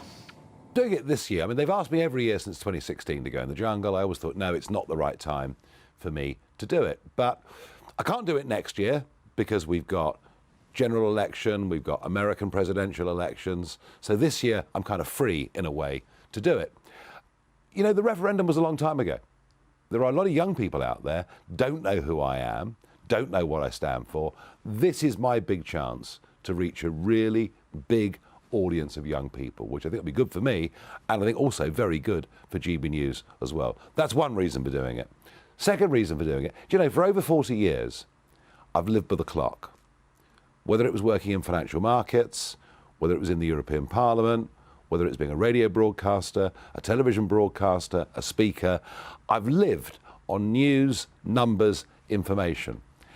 To go away from all of that for several weeks is one really big challenge, to confront things that are obviously frightening, but have to deal with them and come through them. The upsides are obvious. They're obvious. You reach a whole new big audience, you test yourself in a way that you haven't done for years, you make good money in doing it. Upsides are obvious. The downsides, well, look, it could be a complete, total car crash disaster. You know, I might finish up having a fight with somebody, or who knows? You know, I might get voted out on the first round. I don't know. But I know that things could go very badly wrong, and you're on camera, you know, 24 hours a day, 7 days a week, for up to 22 days that the contestants could be in the jungle. So, of course, a lot could go wrong. But, hey, I mean, you know, whoever did anything in life that was worthwhile without taking a risk? Well, there he is, Nigel Farage on the way into the jungle. But the question is, will he become king of that jungle? I'm joined now by the PR manager of Ladbrokes, Alex Apati. Alex, what are the odds of our colleague Nigel Farage winning I'm a Celebrity, Get Me Out of Here?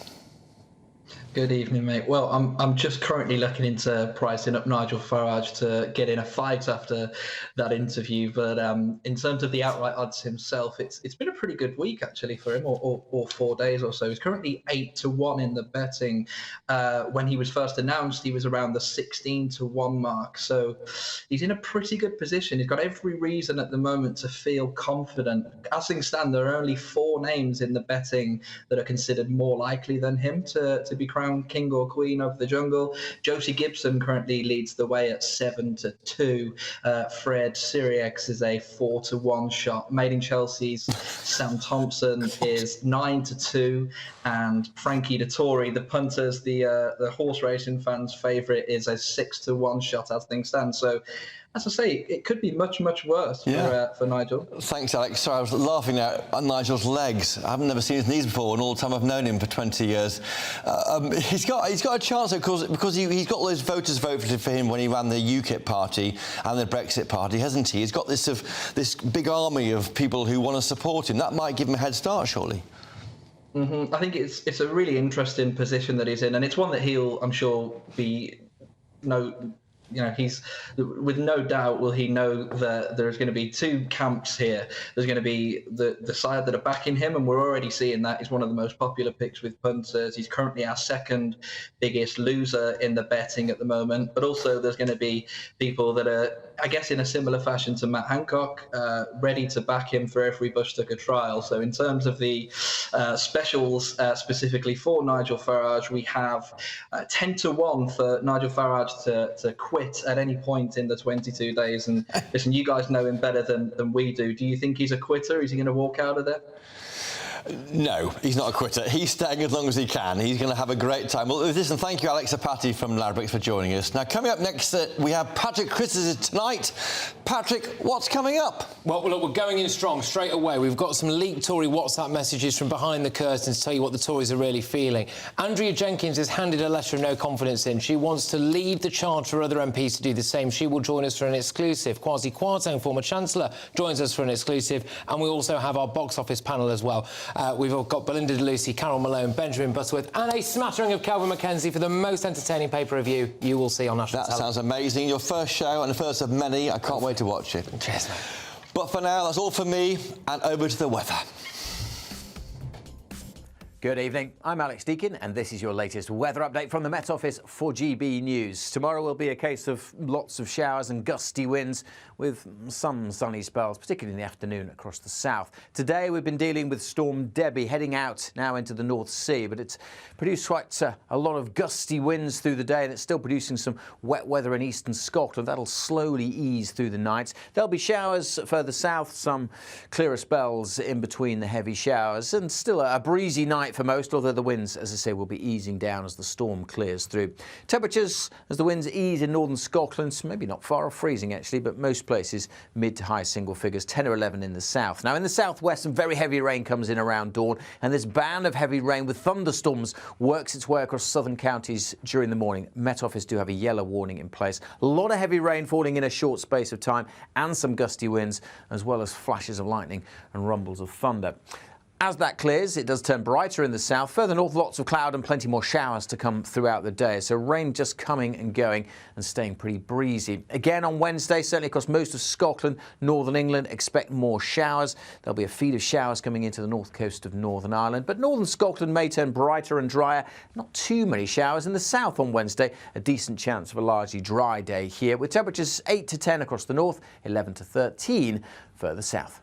Goodbye. The Jubes and Kerr, we tackle the issues of the day with real, robust debate, both sides of the fence, battling it out with me in the middle with my forthright opinions and views. And often really interesting things happen because you start with a position and then by the end of the debate you find actually, well, I might not have thought about that one. What we need in this country is 2 new political parties. You should maybe think about doing a 2024 calendar.